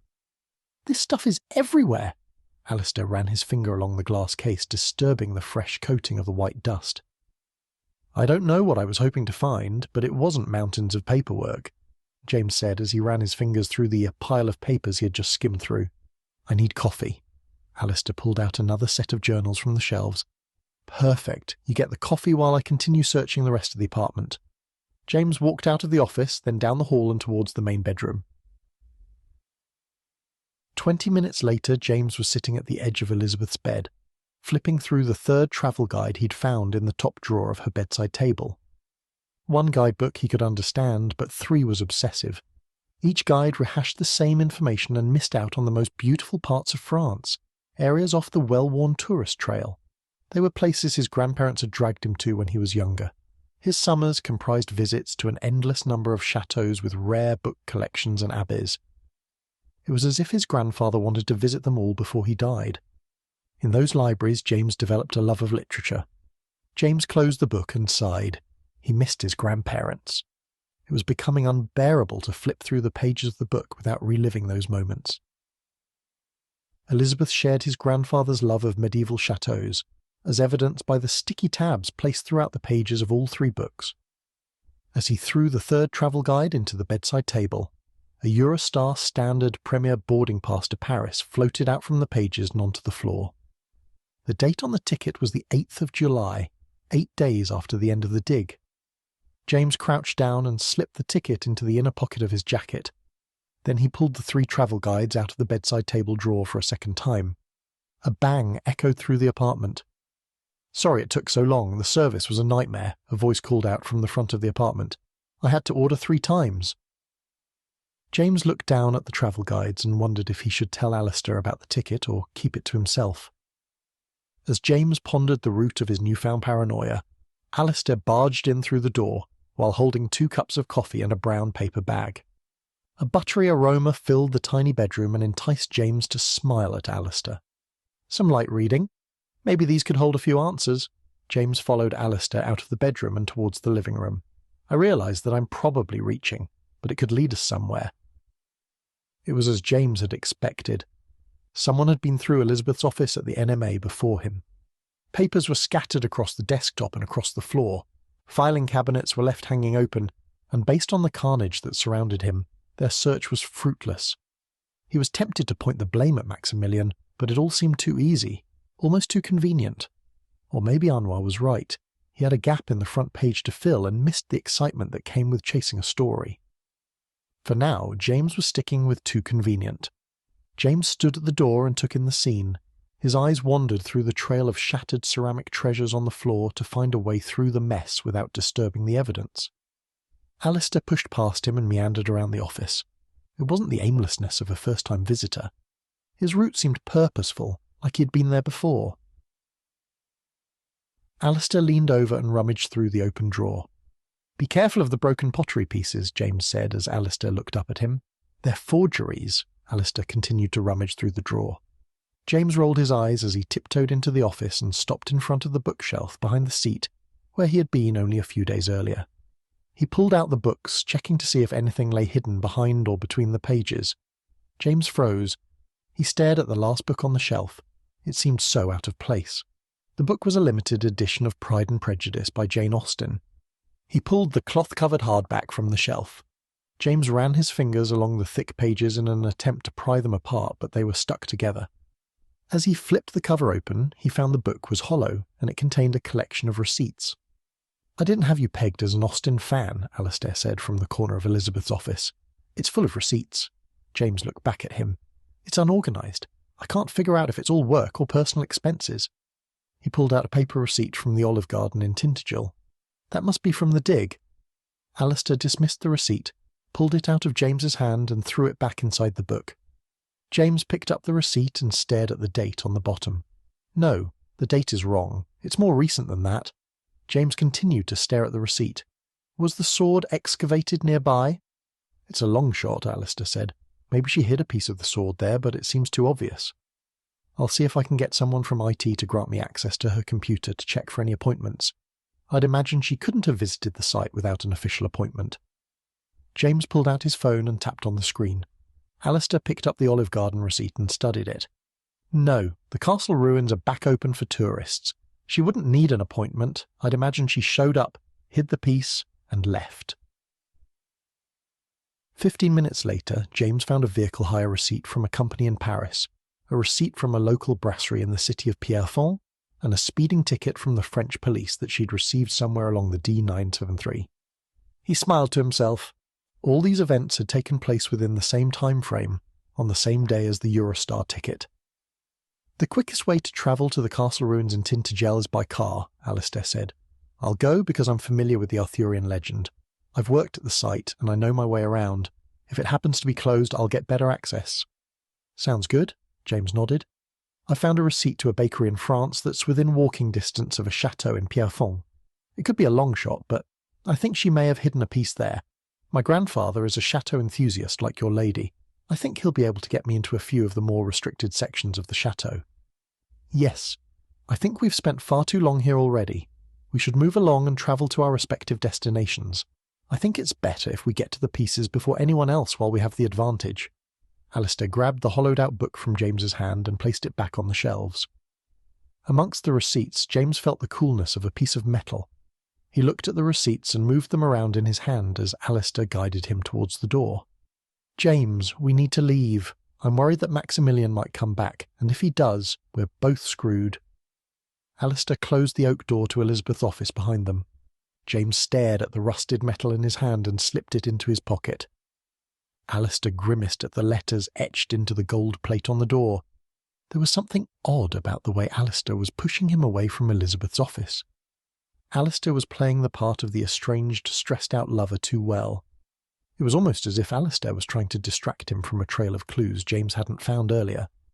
Or maybe he was blaming Alistair because he had sat face to face with the man who kidnapped Valentine a few days earlier and didn't see the clues. Perhaps it was easier to believe the man in front of him was playing a role instead of suffering at the hand of his poor judgment.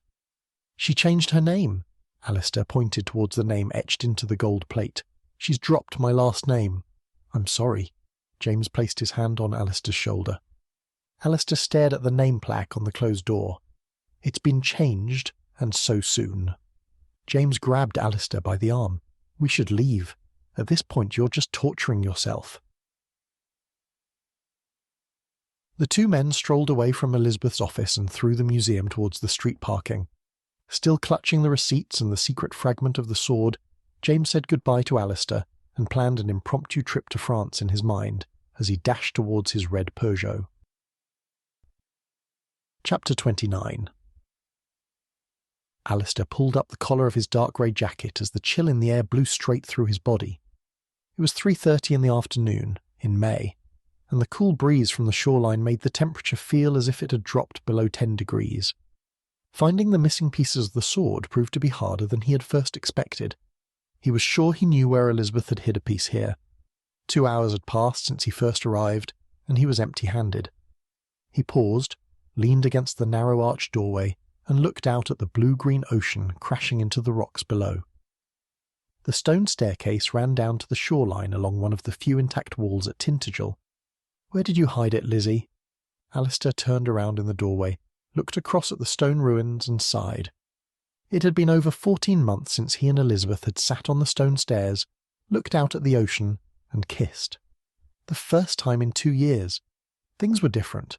He could feel her drifting away, and he wondered if she would ever take him back after the events that had unfolded over the last few days, but there was no use in crying over that now.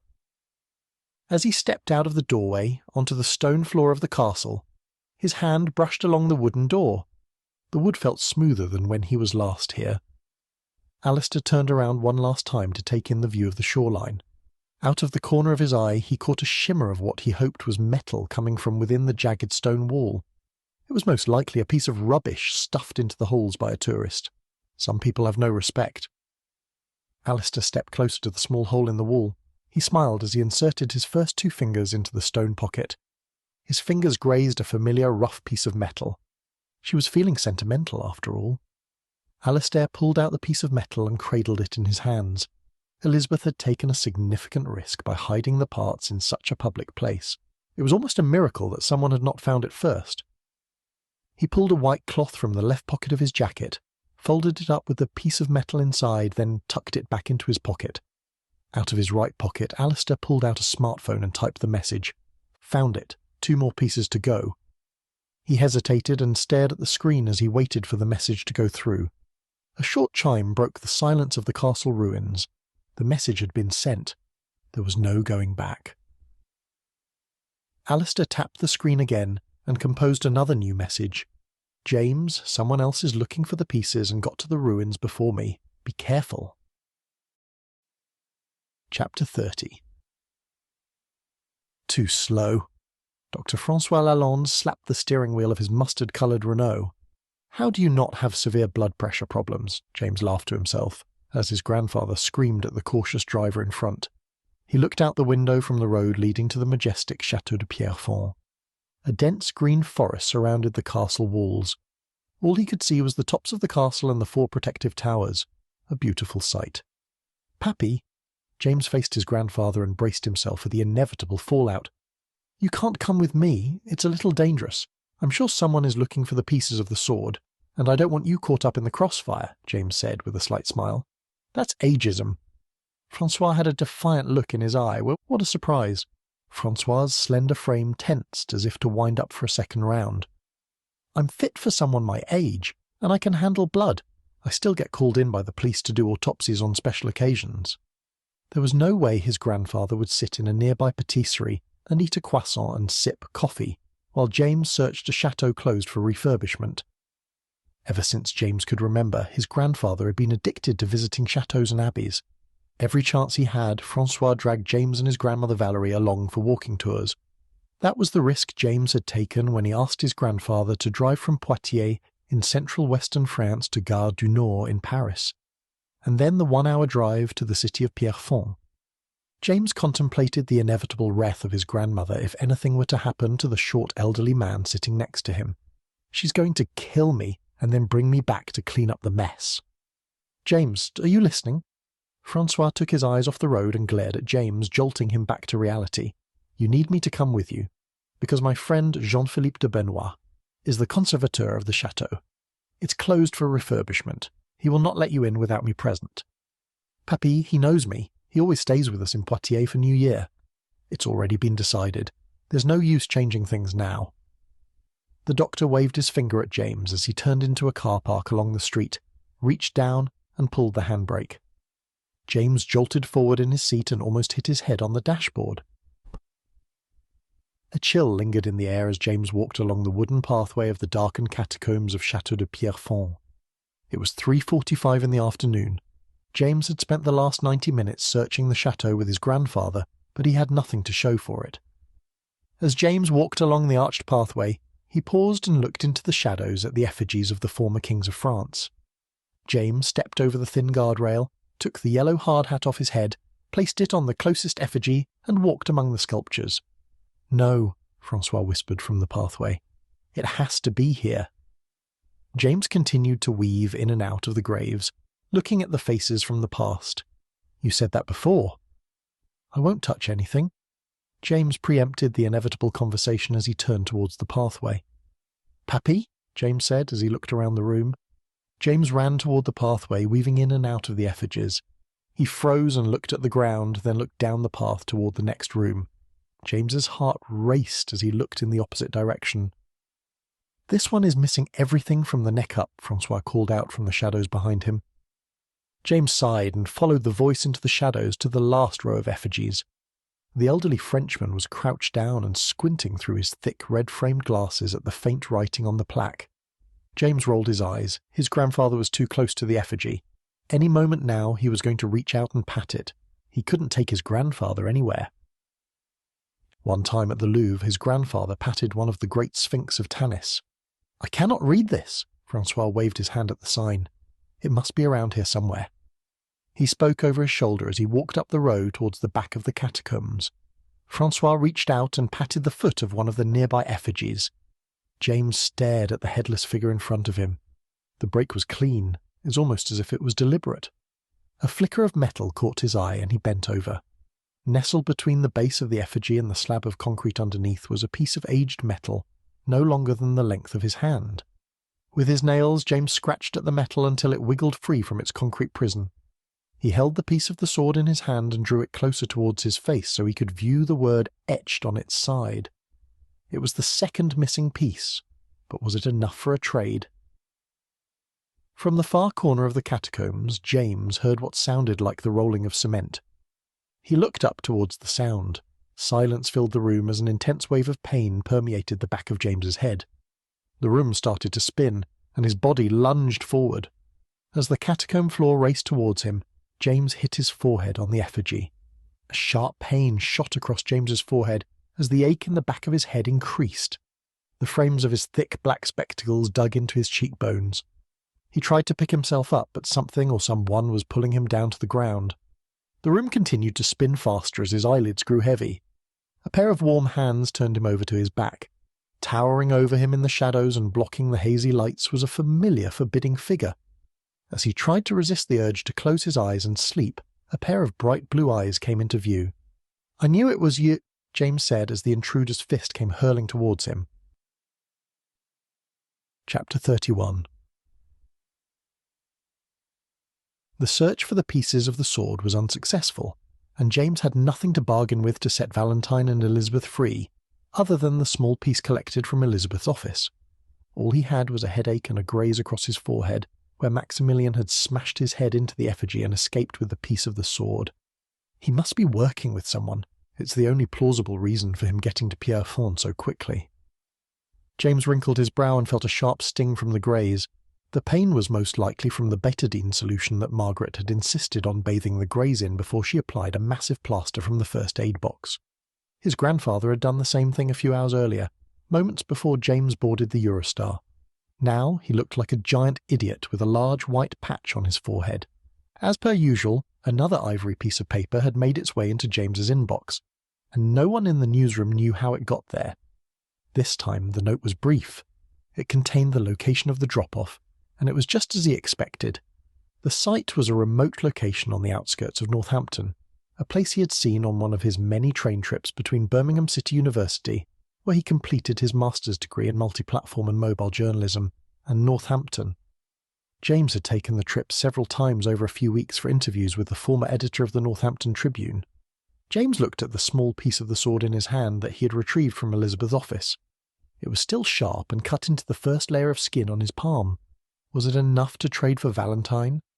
His eyes glazed over as he placed the sword fragment in the tissue on his desk, then leaned over, pulled at the top drawer, lifted a small white envelope out and opened it. The envelope contained a picture of Valentine that had come with the ransom note the previous day. "Where is he hiding you?" James stared at the picture in his hand. "Please tell me you notified the police," Josh said from over James's shoulder, disturbing the silence of his office. James jumped and looked up at Josh, who seemed to have materialized from out of nowhere. "Yes, the police have the original and the note." James studied the photograph. "Not that it's doing me any good." Josh leaned over his shoulder and pointed towards the lower left-hand corner of the photograph. "You know, there's something familiar about that picture, but I can't put my finger on it." "Me too. I think I've seen the floor somewhere, but it could be from several buildings around town." "Really?" James sighed and placed the photo on his desk. He leaned to the side, rested his head in his right hand and stared at the computer screen. "Stay here while I check the layout." James clicked his mouse a few times and opened the InDesign file. Flipping through the file of the next morning's issue, he stopped on each page, paying careful attention to each banner headline. Then it dawned on him. But it was too simple. Could Maximilian be that stupid? The NMA used to have a similar pattern on the main floor before they renovated the building. They were closed for 4 months during autumn and winter a few years back. I had planned on taking Valentine to the museum on a date, but I didn't check to see if it was open. James stared at the computer screen. Josh turned towards James and held his finger in the air as if deep in thought. They probably didn't renovate the entire building, including offices or archives. In a few simple clicks, James was staring at a sea of images of the Northampton Museum of Anthropology from the summer of 2013. It was as he had expected. Halfway down the page, a familiar pattern came into view. Valentine had been there the entire time. His heart sank. Why did he not check the museum? James shot up from his chair, grabbed the jacket draped over the back, and sprinted towards the front door. "What about the layout?" Josh yelled as he clutched the back of James's chair. "It's fine. They've submitted everything early for once," James said over his shoulder as he dashed out of the office. As he sprinted across the newsroom, the words of his grandfather drifted into his mind. "Always come prepared for all eventualities." Chapter 32. The neo-Gothic architecture of the NMA towered over him as he ascended the stairs and took a left. James paused. The front door was ajar. It turned out that breaking and entering would be easier than he had imagined. "The gods are finally smiling upon me." He trudged towards the front door and pushed it open, hoping the large, heavy door wouldn't make a sound and disturb the silence of the sleeping museum. As James walked through the foyer, past the second set of doors and went into the darkness of the museum, he surveyed the maze of anthropological artifacts. No security guard was in sight. But there was no time to question the security choices of the small museum. The ransom was due by midnight and must be dropped off at a location on the outskirts of Northampton. James had less than an hour to find the women. He strolled through the maze of displays, up the central staircase to the mezzanine level, and down the hall towards the enormous set of double doors that led to the administration offices. As the door opened, a sharp creak sounded in the darkness of the museum. He looked down the corridor. No light was on, not even under any of the doors. James looked at the floor, which differed from the photo. He sighed and walked back through the mezzanine level, down the stairs, and onto the main floor. James shuffled through the maze of displays towards the back section of the building. He had assumed the door to the archives would be at the rear. Then it dawned on him. The archives might be in a different location somewhere across town, and he was in the wrong place, wasting time. As he contemplated this new reality, he tripped over a heavy object on the floor near a display. "I hope it's not expensive." James pulled out his phone, clicked the home button, and used the glow from the screen to light his way. He froze as his eyes lingered at his feet. On the ground lay a wiry, grey-haired man wearing a dark blue uniform with a gold-plated badge that read Charlie, the first casualty of the evening. That answered James's question about the night staff and the open doors. Perfect. He knelt, rested 2 fingers on the side of the man's neck, and felt the coolness of his dark skin. Merde. The old man looked as if he was in his late 60s. This wasn't the retirement a man like him should enjoy at his stage in life. James's phone buzzed in his hand, an incoming text. He glanced at the first line of the notification on the screen. It was a last-minute article for editing and layout approval, this one about a new threat to the security of internet banking. Merd. James checked his watch. Out of the corner of his eye, thanks to the glow from his screen, James saw a white door with a sign labelled Staff Only. James sprinted across the floor and turned the handle. It was unlocked. He stepped onto the landing, clicked the torch icon on the home screen and looked down the staircase. Chapter 33. A faint whimper came from within the darkness of the lower ground archives. James inched down the hall as he listened to the sound, trying to determine its exact location. "Valentine?" James paused and listened for a response. A whimper echoed down the darkness of the hallway once more, but this time it sounded closer. His heart raced. James held his phone and shone the torchlight beaming out just above the camera lens. His eyes fixed on the sign that flashed up on the screen. Less than 10% battery. Perfect. James struck the button on the warning message and powered down the torch. He focused his attention on the door in front of him. A chill darted up his arm as he grabbed the handle. His heart raced as he pushed the door open. James stepped into the room and waited for his eyes to adjust to the darkness. He was running out of time and he didn't want to keep betting on his presence going unnoticed. Light from the street level beamed through a corner of the window and across the shelves filled with tagged artifacts. It was just like Elizabeth's office. As he walked across the room towards the small window, James saw the source of the sound. As he had expected, Valentine was gagged and tied to a chair. Her skin was pale and her green eyes were filled with fear. He sprinted across the room, knelt in front of her and pulled down her gag. James leaned in and caressed her cold, dry lips. He pulled away and looked into her eyes, holding onto the chair. "I'm sorry," James said as he stood and leaned over her. "You shouldn't have come here," Valentine said in a frantic tone. "What did he do to you?" James leaned in to kiss her again. "I tried to make a run for it, but he was too strong," Valentine sobbed. James looked into her widened eyes. He turned around to see a familiar 6-foot frame step out of the shadows. In the darkness, the man seemed more intimidating, and his muscular frame towered over James. "Maximilian," James said as the figure stood in the shadows.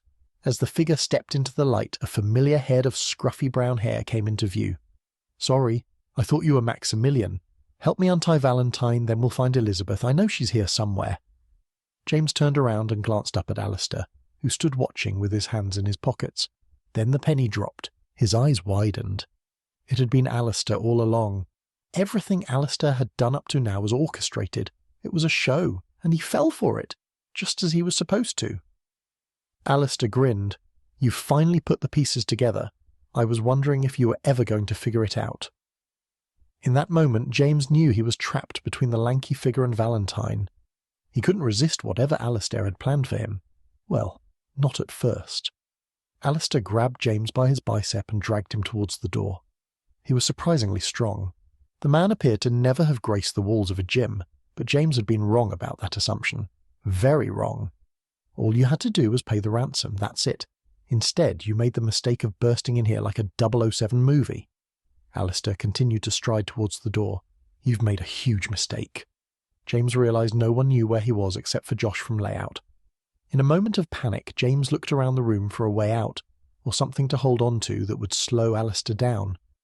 Out of the corner of his eye, he spotted an old vase at the edge of a metal shelving unit. It was within his grasp. James reached for the vase. He pulled away from Alistair's grip as he was dragged towards the door. It was as if the man couldn't feel the resistance. James's fingers clutched the top of the vase. He pulled his arm back and struck Alistair over the head in one swift catapulting motion. Chapter 34. James broke free from Alistair's grip. Moments later, James was at the top of the stairs, millimeters away from freedom. The lanky nerd grabbed him by the ankle. As James glanced down at Alistair for the first time, James saw the icy stare in Alistair's eyes. There was something menacing about the gaze. But what he couldn't figure out was his motive. Did he want the sword for himself? Was this his motive for murder, kidnapping, and theft? James was missing something. Merd. I'm still too far away. He looked down at Alistair again. In one swift motion, James kicked his right leg back and struck Alistair in the nose with his brown leather boot. Alistair stifled a groan as he immediately released his grip on James's ankle. James sprinted through the door and across the museum floor. He was free. A pair of cold, large hands grabbed James by the shoulders, then slammed him against the display cabinet, shattering the glass panel, exposing a series of tribal spears to the atmosphere of the room. He pushed against Alistair, but the man didn't budge, not even a millimetre. James felt like an overambitious ant trying to push a cupcake into his anthill. Blood trickled down the side of Alistair's face from his hairline. He wiped his forehead. Alistair raised his perfectly sculptured eyebrow at James and smirked. He was trapped and at Alistair's mercy, but he would not go quietly. James smiled to himself as he set a spear free from the cabinet behind him. As he drew the spear closer, James cut his wrist on the shattered glass on the edge of the display case. Alistair's eyes snapped to the tribal spear in James's hand, and he groaned. He released his grip on James and clutched the end of the long spear instead. James pulled the spear towards him and tried to shake Alistair's hand free. Only one option was left. James released his grip on the tribal spear. In one swift motion, the butt of the spear propelled forward and struck Alistair in the face. Alistair clutched his cheek as James seized another spear from the display. Not that. Alistair directed James to put the object back where he found it. It's real. Not all of this is, but that item costs several £1,000,000 and is not replaceable. James dropped the spear and dashed towards the stairs that led to the mezzanine level. He turned around, finding Alistair close behind. Suddenly grown a conscience, James pushed a tribal statue on top of his opponent. Alistair grimaced as he rolled the statue off him and onto the floor. James panicked as his foe picked up his pace and strode towards him. He raced around the museum floor, then made a beeline towards a cabinet full of swords. Out of the corner of his eye, James saw the spear lying on the ground. He picked it up and threw it towards the glass. It bounced off. "It's made of wood, genius," Alistair said with a hint of laughter. As Alistair approached, James punched the glass. Upon impact, the glass shattered across the floor and rained over him. James reached his bloodied hand into the cabinet, pulled out a sword and pointed it at Alistair's chest. "Do it," he taunted James. "You can't, can you?" Alistair kicked James in the stomach. James fell backwards and released his grip on the sword.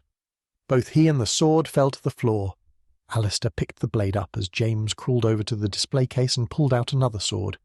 He rushed across the floor looking for a place to shield himself from Alistair's blade. James froze as he felt the edge of a sword digging into his back. James dropped his sword, faced Alistair, and placed his hands in the air. Alistair lowered his sword and grabbed James by the collar. James seized the opportunity and kicked the sword out of Alistair's hand. The weapon flew across the museum floor. Alistair shook his hand, then clenched it into a fist, pulled back, and in one swift motion struck James in the jaw. As James fought back, Alistair pushed him against another cabinet. Out of the corner of James's eye, he saw Alistair's dark grey jacket lying across a chair on the far side of the museum, a black bag protruding from a pocket. The sword. He brought it with him. What an idiot. Alistair looked toward James's gaze. James pushed Alistair off him and sprinted across the floor, but the tall man reached the chair first. He pulled the broken sword out of the bag and pointed the blade at James's chest.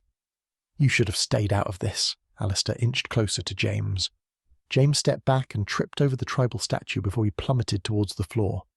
"And just stand back and watch you murder colleagues and museum staff, lie and steal, all for a sword."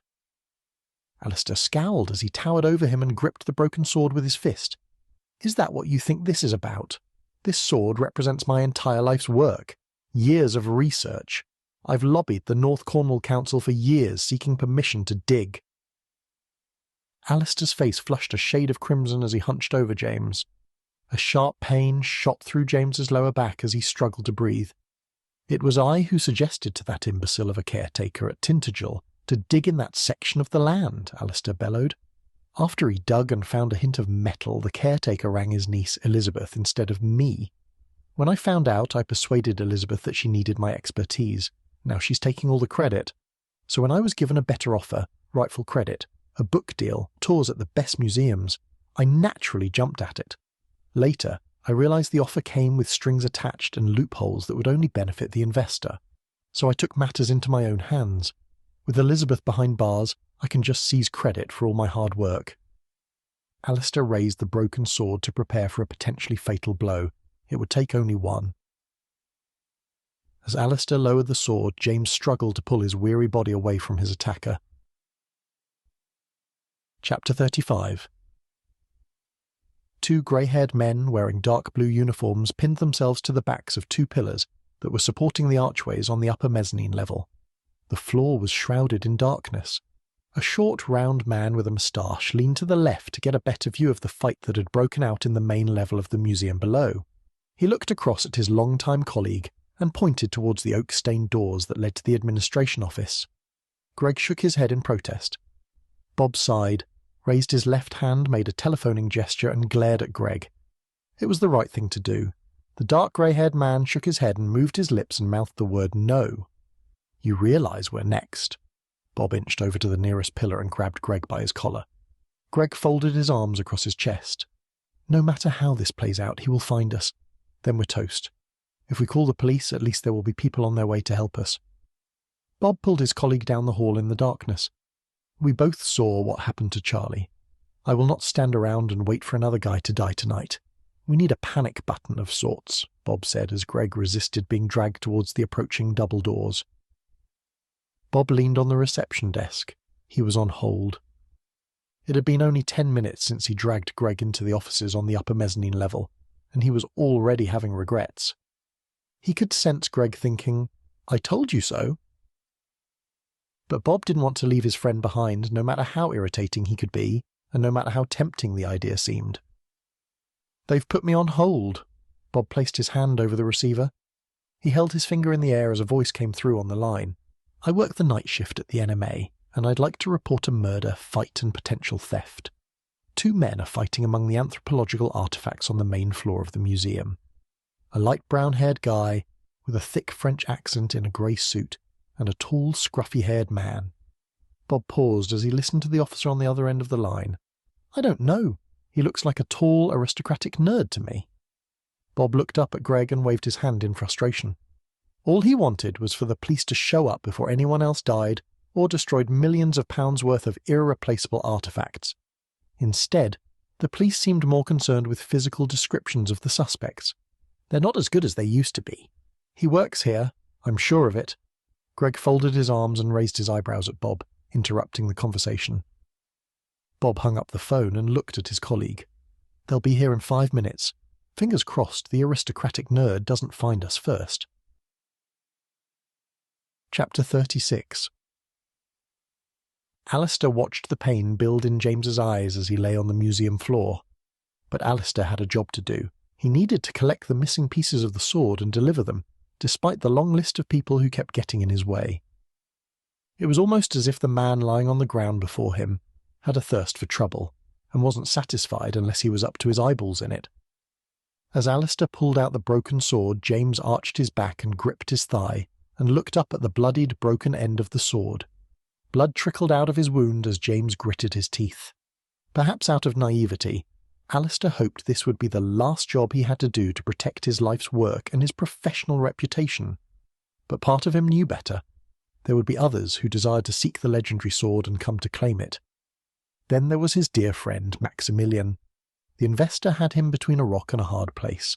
His business partner was desperate, and desperate men could not be trusted.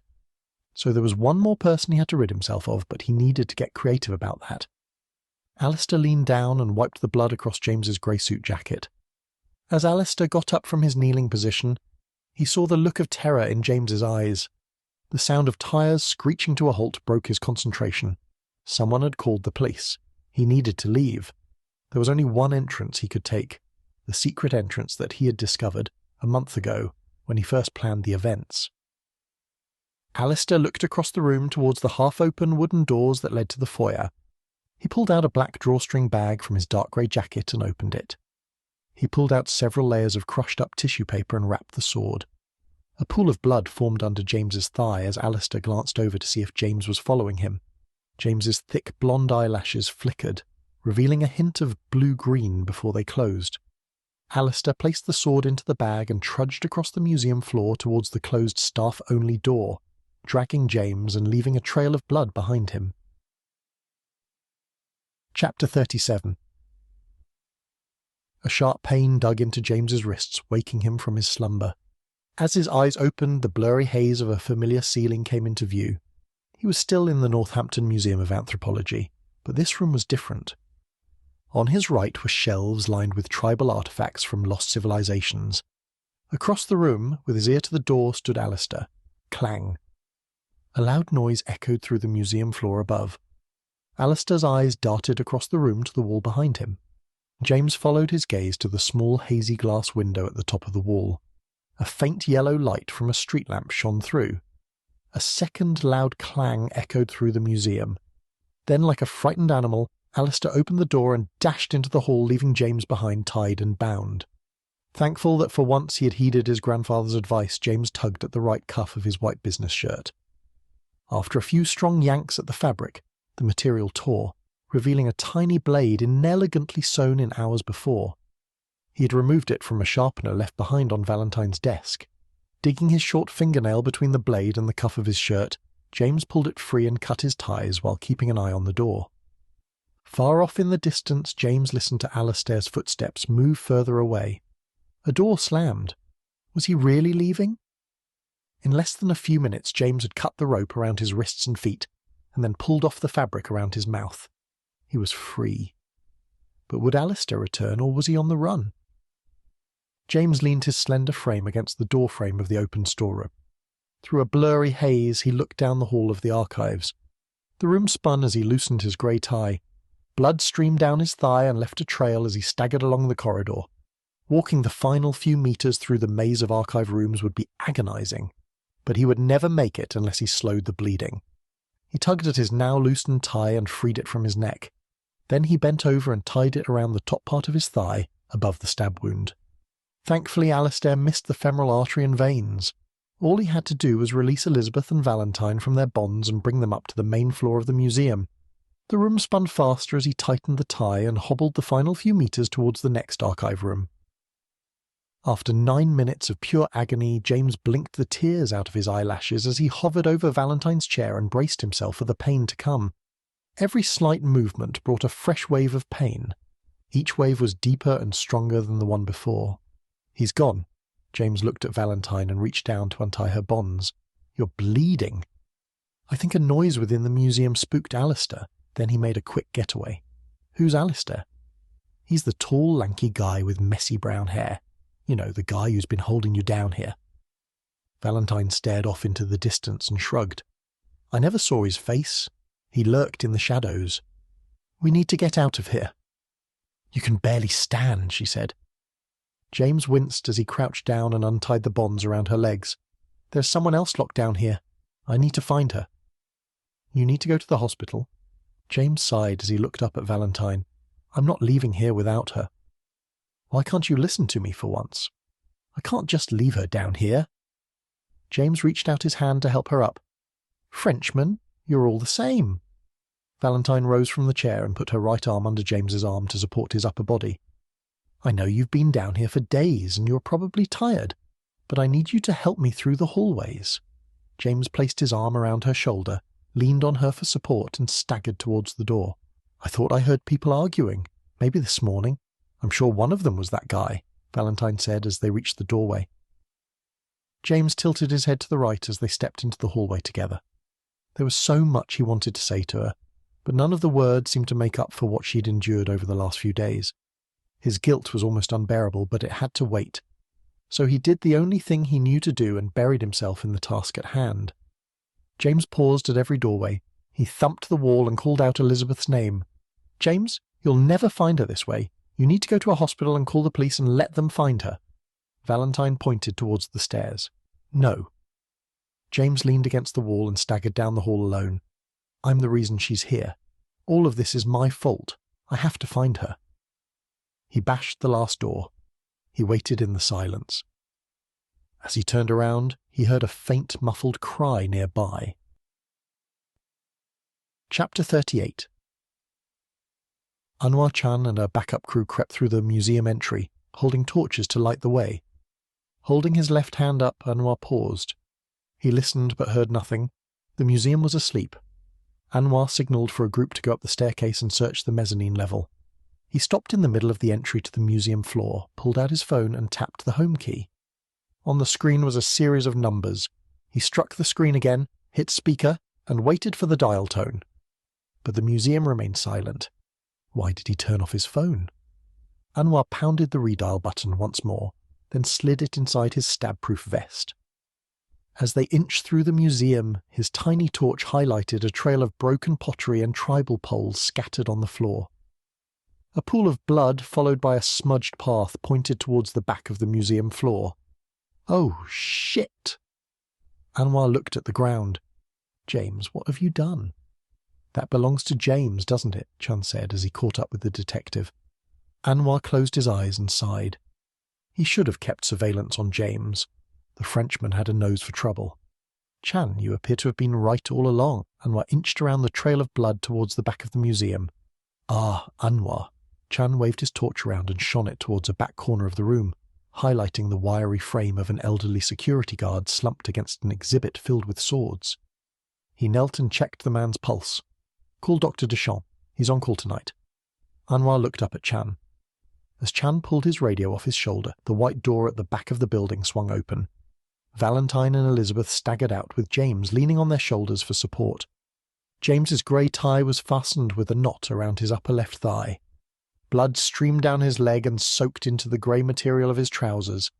Anwar sprinted across the room towards James as he collapsed to the floor, bringing both of the women down with him. Anwar leaned over him, then rolled James onto his back. James's eyelashes flickered, then remained still.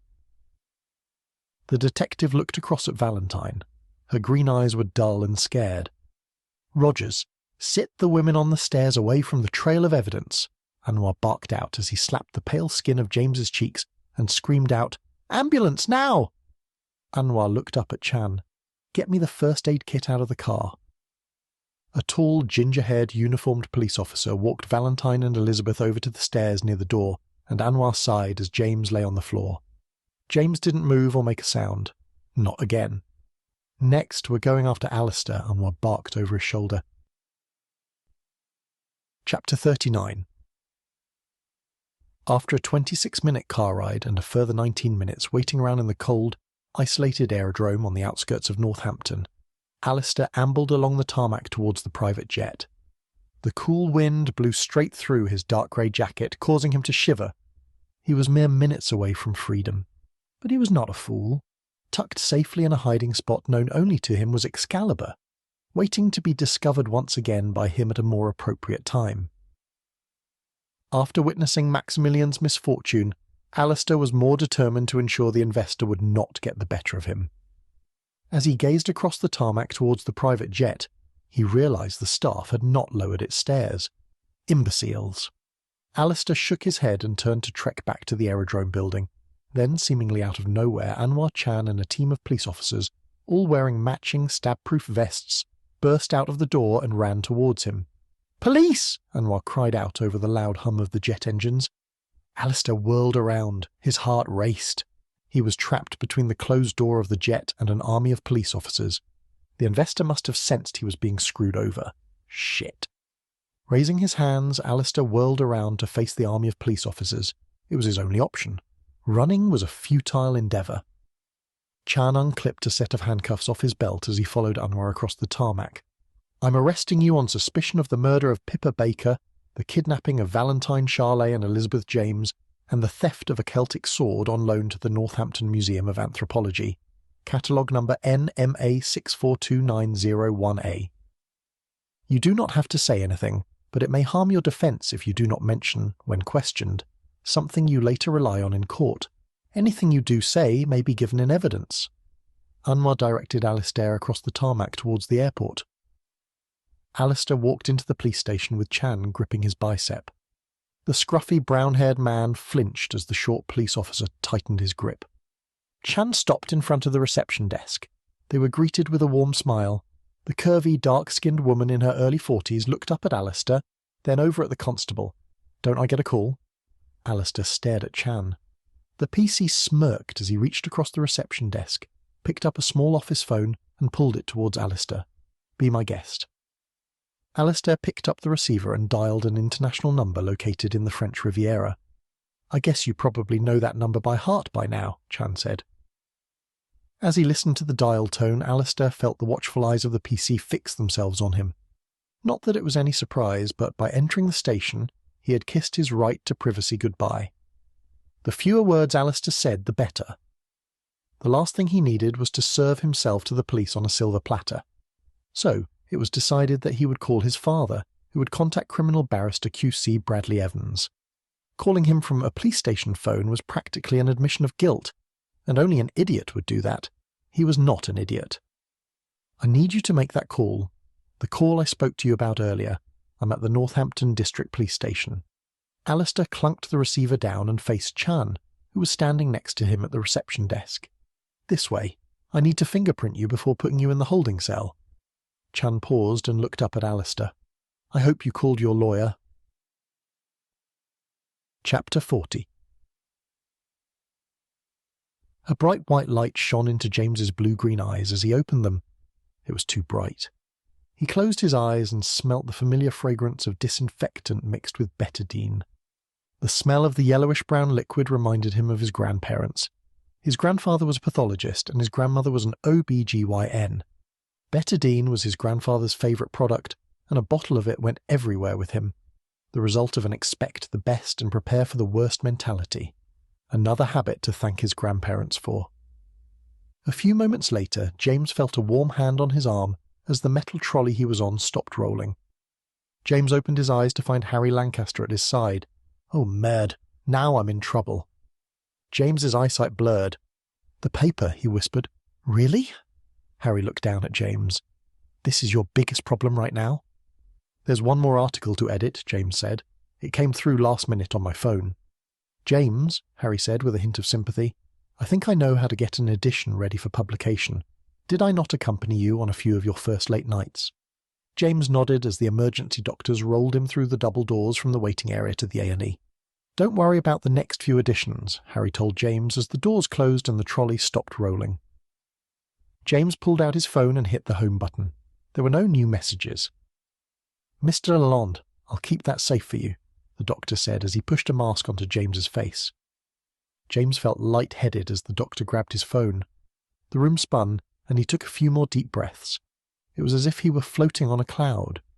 Whatever the doctor was administering to him through the mask was good. It was fantastic. For the first time in the last few hours, James felt pain-free. His eyelids grew heavy. There was no use fighting it anymore. As his eyes closed, his world filled with darkness. Chapter 41. James couldn't shake the thought as he limped down the hall towards her room. The doctor had pleaded with him to stay and rest, but he felt obliged to tell her the truth, to warn her of Alistair's motives and the potential involvement of his business partner Maximilian in the events of the last few days. She had the right to know.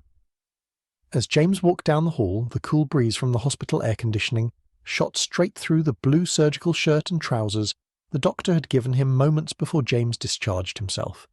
The clear plastic bag with his blood-stained clothes swung with the rhythm of his stride. James stopped as he saw the room number on the white door ahead of him. He patted his phone through the side pocket of the blue cotton trousers. The door was ajar. Through the narrow gap between the door and the frame, James watched Maximilian lean in and embrace Elizabeth. She pushed him back and glared at him. Maximilian hung his head. "I'm sorry. I was never going to hurt you with those pliers, but I needed you to believe I was, so you would give me the information about where you hid the pieces. Alistair was clearly after them too, which meant the investor was getting desperate." "Oh, and that makes everything better." Elizabeth narrowed her eyes. "Why didn't you set me free?" "Are you serious?" Maximilian waved his arm in the air. "That would make everything worse. I had planned on coming back for you after I had all the pieces, but James got to you first. I don't know why Alistair didn't kill you all, especially after what he did to Pippa." Maximilian's eyes glazed over as his voice broke. "Sorry, I thought it was you all along. I really misjudged you," she said, as Maximilian adjusted his posture and sat on the edge of her bed. "It shocked me to discover that Alistair had kidnapped you, but now that I've had a chance to think, it doesn't surprise me," Maximilian said in a rehearsed tone. Elizabeth hung her head. You mean because of the domestic violence order? She sobbed. I swear I was drunk. I didn't mean to hurt him, and I'm trying to stop drinking. Maximilian grimaced. You believe you were violent towards Alistair? Yes, she sobbed. Alistair kept it to himself. I think he was embarrassed. Maximilian's mouth hung open. Sure, you have a bit of a temper and you're bossy, but you were never violent towards Alistair. It was the other way around. Elizabeth shook her head. No, it was me. I was there that day. Yes, you have an issue with alcohol, but that started after your miscarriage. During a function, you caught Alistair flirting with someone, and you had a huge fight. After everyone left, I could hear you both screaming upstairs. When I heard a loud bang, I came upstairs to find that Alistair had thrown you against the wall. Maximilian grabbed her hand. That's why the main bedroom was renovated. But there's a DVO out against me. Maximilian sighed. There's no DVO. And you believed him because your memory is hazy and probably fractured due to the alcohol and trauma you've experienced. He's the one with the issues with violence. But he had bruises, and so did I. Ever heard of a theatre bruise kit? Alistair has one. He did theatre at university, remember? Elizabeth stared off into the distance. What about the other woman? Who was she? I was surprised when Alistair kidnapped Valentine, James's girlfriend. He kept a close eye on James when he showed up at the crime scene and then the estate. Maximilian grabbed her hands. You knew about his girlfriend? Elizabeth moved closer and looked into Maximilian's eyes. James slumped against the wall for support and clutched his leg. With trembling hands, he pulled out his smartphone. He brushed his finger along the screen and hit the camera icon. Then he tapped the large red record button and continued to listen to the conversation. Yes, but I have my reasons. Our American investor has been holding my parents hostage for over 14 months. I have to do that guy's bidding. I realize that. Elizabeth placed her hand on his chest and created a distance between them. That's why I hid the pieces of the sword during the excavation stage. That's why the enemy doesn't know about the full sword, just the biggest piece. I was worried that your insistence on bringing that man on board would put my professional reputation at risk. And, I thought, you might deliver the sword to him, even if it was to get your parents back. I'm sorry, but I never imagined that his involvement would cause Pippa's death. Maximilian shook his head. Hiding the pieces was a bit overdramatic. How could you possibly know someone would steal the sword? I could tell the American wanted to add the sword to his personal collection. I knew it's more than just a love of history, as he put it. Why didn't you tell me all of this? How could I trust you? Elizabeth raised her eyebrows at Maximilian. You have a terrible reputation. And what about the Egypt incident? Everyone thinks you're a tomb raider. We'll figure this out. I'll get my parents back and give this guy what he wants and find the sword that Alistair hid. Maximilian took a deep breath. It won't work out that way. Whatever you do, it will never be enough. Don't worry, I'll figure something out. Really? Elizabeth glared at him with her big brown eyes. Yes, I'm sure the investor will pull a few strings and get Alistair off the hook. God, I hope not. Elizabeth settled back against the elevated mattress and grabbed Maximilian's left hand. And James will never accept that. I don't know him well, but he seems determined and not the type to let something like this go. I got a taste of it in my office before I was kidnapped. He won't forgive Alistair for this. Or you, if he suspects you're involved. And besides, I'm not sure if I want to see Alistair get away with this. He murdered Pippa. Don't worry about it. Maximilian kissed Elizabeth on the forehead. Elizabeth pulled away. How can you stand by Alistair after all of this? After Pippa and Excalibur? You've worked hard to find that sword just like I did. Maximilian sighed. He's like a brother to me. He stood by me when no one else would. Elizabeth looked away. Don't you care about Pippa? I was dating Pippa for well over a year. She was the first person to find out about my parents. She was super supportive. Maximilian turned and stared out the window. I told her not to get involved several times, but Pippa thought if she stole the sword she could swap it in exchange for my parents. And how do you know that? It was an idea she came up with a couple of months ago. I told her it was too risky, and that she should leave it be. Maximilian sighed. At first I thought she had listened. You know the rest. I can't talk about this anymore. James took a silent deep breath as he tapped the record button and slipped the phone back into his pocket. He couldn't bear to listen to their conversation any longer. It was too painful. If he had stayed out of it and let Anwar charge her with Pippa's murder, then Valentine would have been at home in Paris with her parents and avoided the entire kidnapping. James's chest tightened as he wondered where Valentine was at this moment. Would she return to Paris? Was there any hope of changing her mind or getting to say goodbye? His heart raced as he pushed away from the wall and walked down the hall. He couldn't bear to witness the reunion a second longer. With every stride down the hallway and away from Elizabeth's room, the more he wanted revenge. A pit formed in the depths of his stomach as he contemplated his next move. Chapter 42.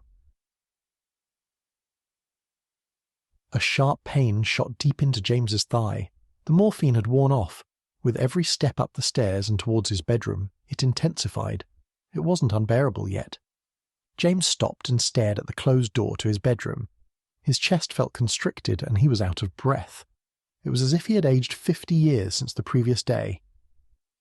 James turned the handle, pushed the door open, and dragged his weary body across the floor. He froze. His chest tightened, and his heart raced as he gazed at the scene in front of him. There she was, lying peacefully on her side. Valentine's loose golden curls had fallen forward and partially covered her face. She had returned home. His Valentine was back. He wanted to dash across the room, slip into bed, and spend the next several weeks holding her close to him. But he didn't want to risk waking her. Does she want to stay and give our relationship one more try? As much as his heart wanted to believe she was back for good, the cynic in him felt it was over. As James juggled his conflicting feelings, he inched towards her. He couldn't stay away. James sat on the side of the bed. He swept Valentine's blonde locks off her face and behind her ear, then kissed the side of her forehead. She stirred. Valentine's eyes flickered, revealing a hint of green, then closed again. James lifted his weary body off the bed and jolted towards the door as Valentine opened her eyes and lifted her head off the duck-egg blue pillowcase. "I'm sorry." James's eyes watered. "I saw you lying there, and I couldn't resist. I'm just—" His voice choked. "Honestly, I'm just relieved that you're finally safe." Valentine pulled back the covers and got out of bed. "Sorry, I had nowhere else to go. I couldn't go back to that hotel. I hope it's okay that I came back." She strolled towards James and wrapped her arms around his waist, then buried her head under his chin. James wrapped his arms around her. His heart raced as he breathed in her scent. She smelt of freshly cut roses. He kissed the top of Valentine's head as he drew her closer to his body. She looked up at him. A glaze formed over the top of her eyes as she wept. He took a deep breath. He couldn't stand the sight of her crying and would do anything to make the tears stop. James ran his hands up her body and rested his hand along her jawline. He caressed her rosy pink lips. James stepped forward and navigated her across the wooden floor back to the bed. As James inched closer to the bed, he held Valentine tighter. He kissed her harder, deeper, and with a more fervent, urgent need than he had ever known before. James would never get enough of her. His blue surgical V-neck shirt floated to the floor, followed by a pair of matching trousers. The lovers inched towards the bed. As he released her lips, Valentine looked into James's eyes, begging him for one more kiss. His warm, trembling hands drifted down her petite frame as they reached the bed, paused at her hips. He couldn't resist her gaze any longer. James brushed her lips lightly with his before diving in once more, harder and more intense. His long fingers glided down to the hem of Valentine's nightdress and drew it up towards her hips. James's fingers drifted along her bare skin. His heart raced. He held his breath as he continued to brush his fingers along her porcelain skin. He pulled away from her soft pink lips. His eyes surveyed the petite woman in front of him. A few moments later, his eyes darted up and met hers. Valentine stared into his eyes as he tore off her blush-pink silk nightdress. He ran his hands down her body and grabbed her thighs, then pulled them up and around his hips. Entwined, they fell into the duck-down duvet. He pressed his lips against hers and groaned. A cold foot brushed against his warm, bare skin and transported James out of his dream state and back to reality. He looked at Valentine snuggled up beside him. She lay there with her eyes open, staring straight ahead, not saying a word. It wasn't a dream. James gazed at the ceiling, contemplating whether to break the silence. Valentine had changed her mind. It was almost too good to be true. James wanted to tell her he had changed and longed to prove it to her. The more cynical part of him thought better of it. Don't push your luck. The moment didn't last long, and James couldn't help himself. It slipped out of him like a leaking bucket and poured out onto the floor. All he had to do was stare at the ceiling. I'm resigning as the editor. James rolled over onto his side, drew Valentine close to him, and entwined himself around her. James, Just hear me out. I'm going to pursue investigative journalism. It's what I wanted to do after I finish my degree in English literature, and maybe after a few years, after I've created enough contacts, I can leave and freelance. James looked down as Valentine pulled away from him. He watched her eyes water. That's not good. James pulled her towards him. I get that I've been the world's shittiest boyfriend, and I understand why you wanted to leave, but I've realised where I've gone wrong. You and I are important to me. He kissed her forehead as the tears streamed down, more intense than before. As she pulled away from James and inched towards the edge of the bed, he grabbed her hand. Give me one more chance to make things right. Valentine looked away. Come back to bed, James said in a hushed tone. Valentine pulled away from James's grip. She picked her nightdress off the floor, slipped it over her shoulders, and pulled it down around her slender frame. You're never going to change. We both know that. You've always been this guy. I just didn't notice the signs when we first met. I'm going back to Paris, she said through a sea of tears. I can change. Maybe I could come back with you, and we could start again. James's voice trembled. We both know it's over. Valentine stared at the closed door of the bedroom. We could take a break, James said as a lump formed in the back of his throat. He knew his pleading would go unheard. Valentine was strong-willed and stubborn. It was these qualities he loved most about her. James couldn't remember when he'd last seen her like this, stubborn and determined. Over the last 6 months, all she had done was scream at him about the same thing. He would listen and drag his weary body to bed, then wake up and go back to work. It was as if they were passengers on a train who saw each other every day, strangers who nodded, acknowledging each other's existence. Mad. She was right. I shouldn't have come back here. Valentine walked towards the door. I'm glad you did, James said as he bit down on his bottom lip. He watched her leave the room. It was over. His reddened eyes stared at the letter on the screen. James ran his fingers through his hair. He tilted his head to the side and, with a vacant expression, continued to stare. His entire world had come crashing down in a single moment, but there was one thread left, and he was about to unravel it and wait for it to fall to the floor. Was he making the right decision? What am I doing? I can't resign. James got up off his chair and paced the length of the kitchen table. A sharp pain shot up his left thigh, a reminder of the events that had unfolded earlier that morning. Not that he was going to forget any time soon. He hunched over, grabbed the thigh of his blue and green check pyjama trousers, and groaned. Now that Valentine had left, did any of this even matter? Was he doing this all for her, or was this for him? He released the grip on his thigh and leaned over the table, resting his left hand on the tabletop, propping himself up. James turned the computer screen around to face him. His eyes scanned the resignation letter on the screen. I can't stay here. James expelled an audible breath. The right path had finally become clear. But could he actually do it? Did he have the tenacity to write an email, attach the letter, and take a leap into the unknown? As he continued to weigh up the pros and cons, an idea came to mind. It was the perfect distraction, the very thing he needed.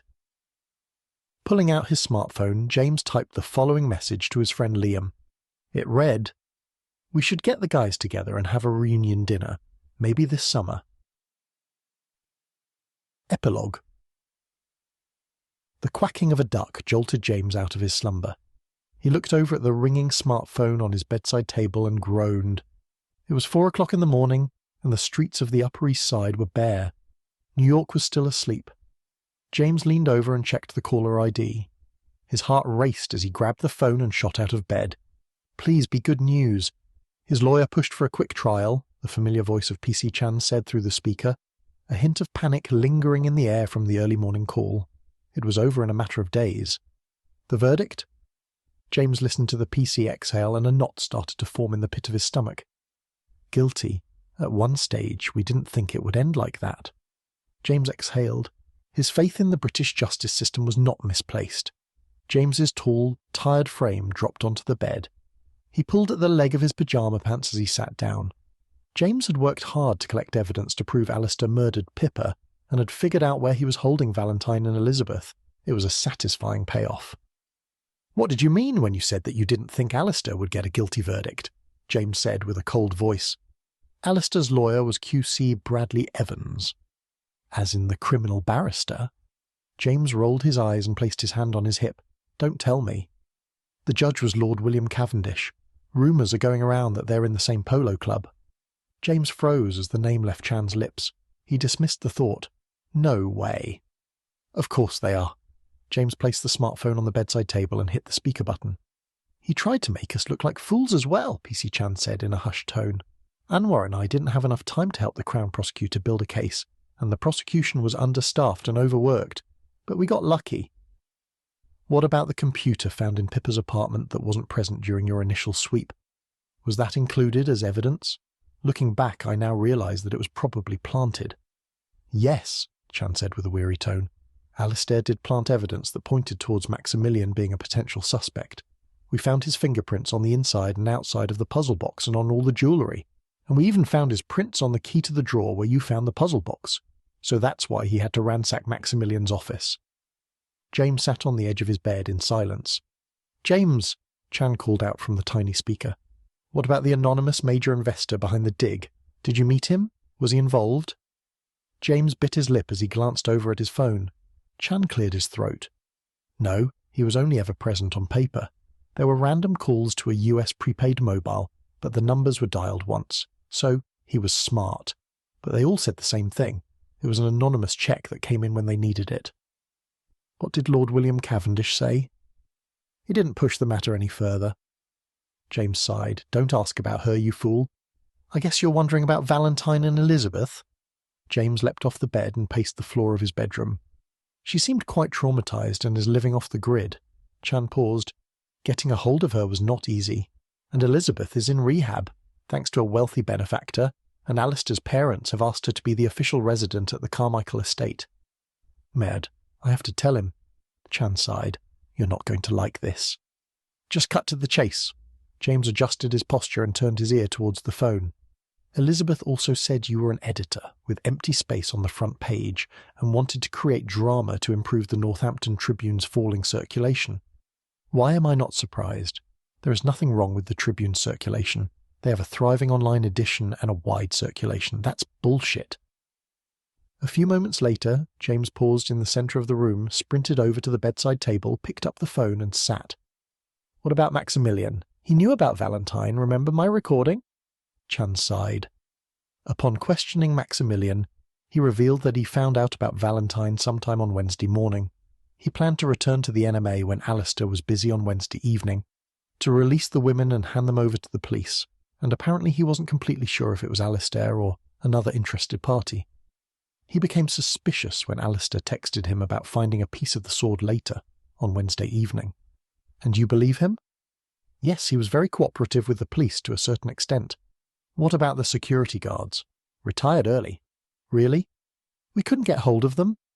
Chan cleared his throat. "Anyway, he was caught on a technicality despite their attempts to derail the prosecution. The fingerprint on the ransom note you received matched Alistair, and he slipped up. He knew too much about Pippa's death. In questioning, he let it slip that she was stabbed in the back. He made the stabbing action. Dr. Olivier Deschamps said that the stabbing action that Alistair made in the interview was the right angle." Exhausted, James pulled his weary body off the bed and paced the room for a second time. "There's something I need to tell you." The line fell silent. 3 months ago, in August, I was involved in a similar case that included a medieval artifact. There's a lot I can't talk about because it's a part of an official case that now involves MI6. But I can put you in touch with someone who knows." "Who?" "Her name is Detective Inspector Alice O'Donnell. She works at St Aldgate's police station in Oxford." James sighed. "Chan, this mysterious investor is dangerous. Please be careful, and I mean super careful." "That's why you've been changing your number all the time," Chan said in a high-pitched tone. "Yeah," James groaned. "How are things with you?" "Fascinating change of topic." "Sorry I asked." "Well," the other man paused, "you can call me Sergeant Chan from now on for starters. James smiled. Since when? Yesterday, I received the results of my sergeant's exam in the mail. The super recommended me for the exam after Alistair's arrest. I guess I managed to impress the right people. James nodded. It was well deserved. Thanks. A pair of bright blue eyes watched QC Bradley Evans climb into his chauffeur-driven car and head down the Carmichael Estates driveway. Maximilian felt like he was about to make another deal with the devil, a feeling all too familiar to him. But he had no time for guilt. He had responsibilities. After all, that led him into this mess in the first place, the need to impress his father and make him proud. Deep down, he knew it was a fruitless task but still worth pursuing. It was torture. Now he had to get his parents back. Despite Alistair's attempts to keep the sword for himself and protect his legacy, Maximilian had been working behind the scenes. He did what Alexander wanted no matter what came his way, and he wanted his parents back and the antidote administered. That was the deal. We should be smart about this, Maximilian said over his shoulder. Then he took a sip of his scotch and stared out the window. It makes more sense to tour the sword instead of keeping it in your private collection. Well, you know I'm intrigued, a man with an American accent said from behind him. Maximilian turned and stared at the blond, curly-haired man, then at his octogenarian assistant, Miles Waterhouse, who was sitting next to him on the sofa. Out of the corner of his eye, Maximilian could see Elizabeth sitting in an armchair, with a smile on her face, without a care in the world. She was quite the actress. Yet underneath this calm facade of hers was a cyclone of panic and paranoia. Why shouldn't Elizabeth be happy? Alistair's parents loved her like she was their own daughter. They had taken her under their wing, and the Carmichaels had retired to their holiday home in Cannes. She was now the official caretaker of the Carmichael estate.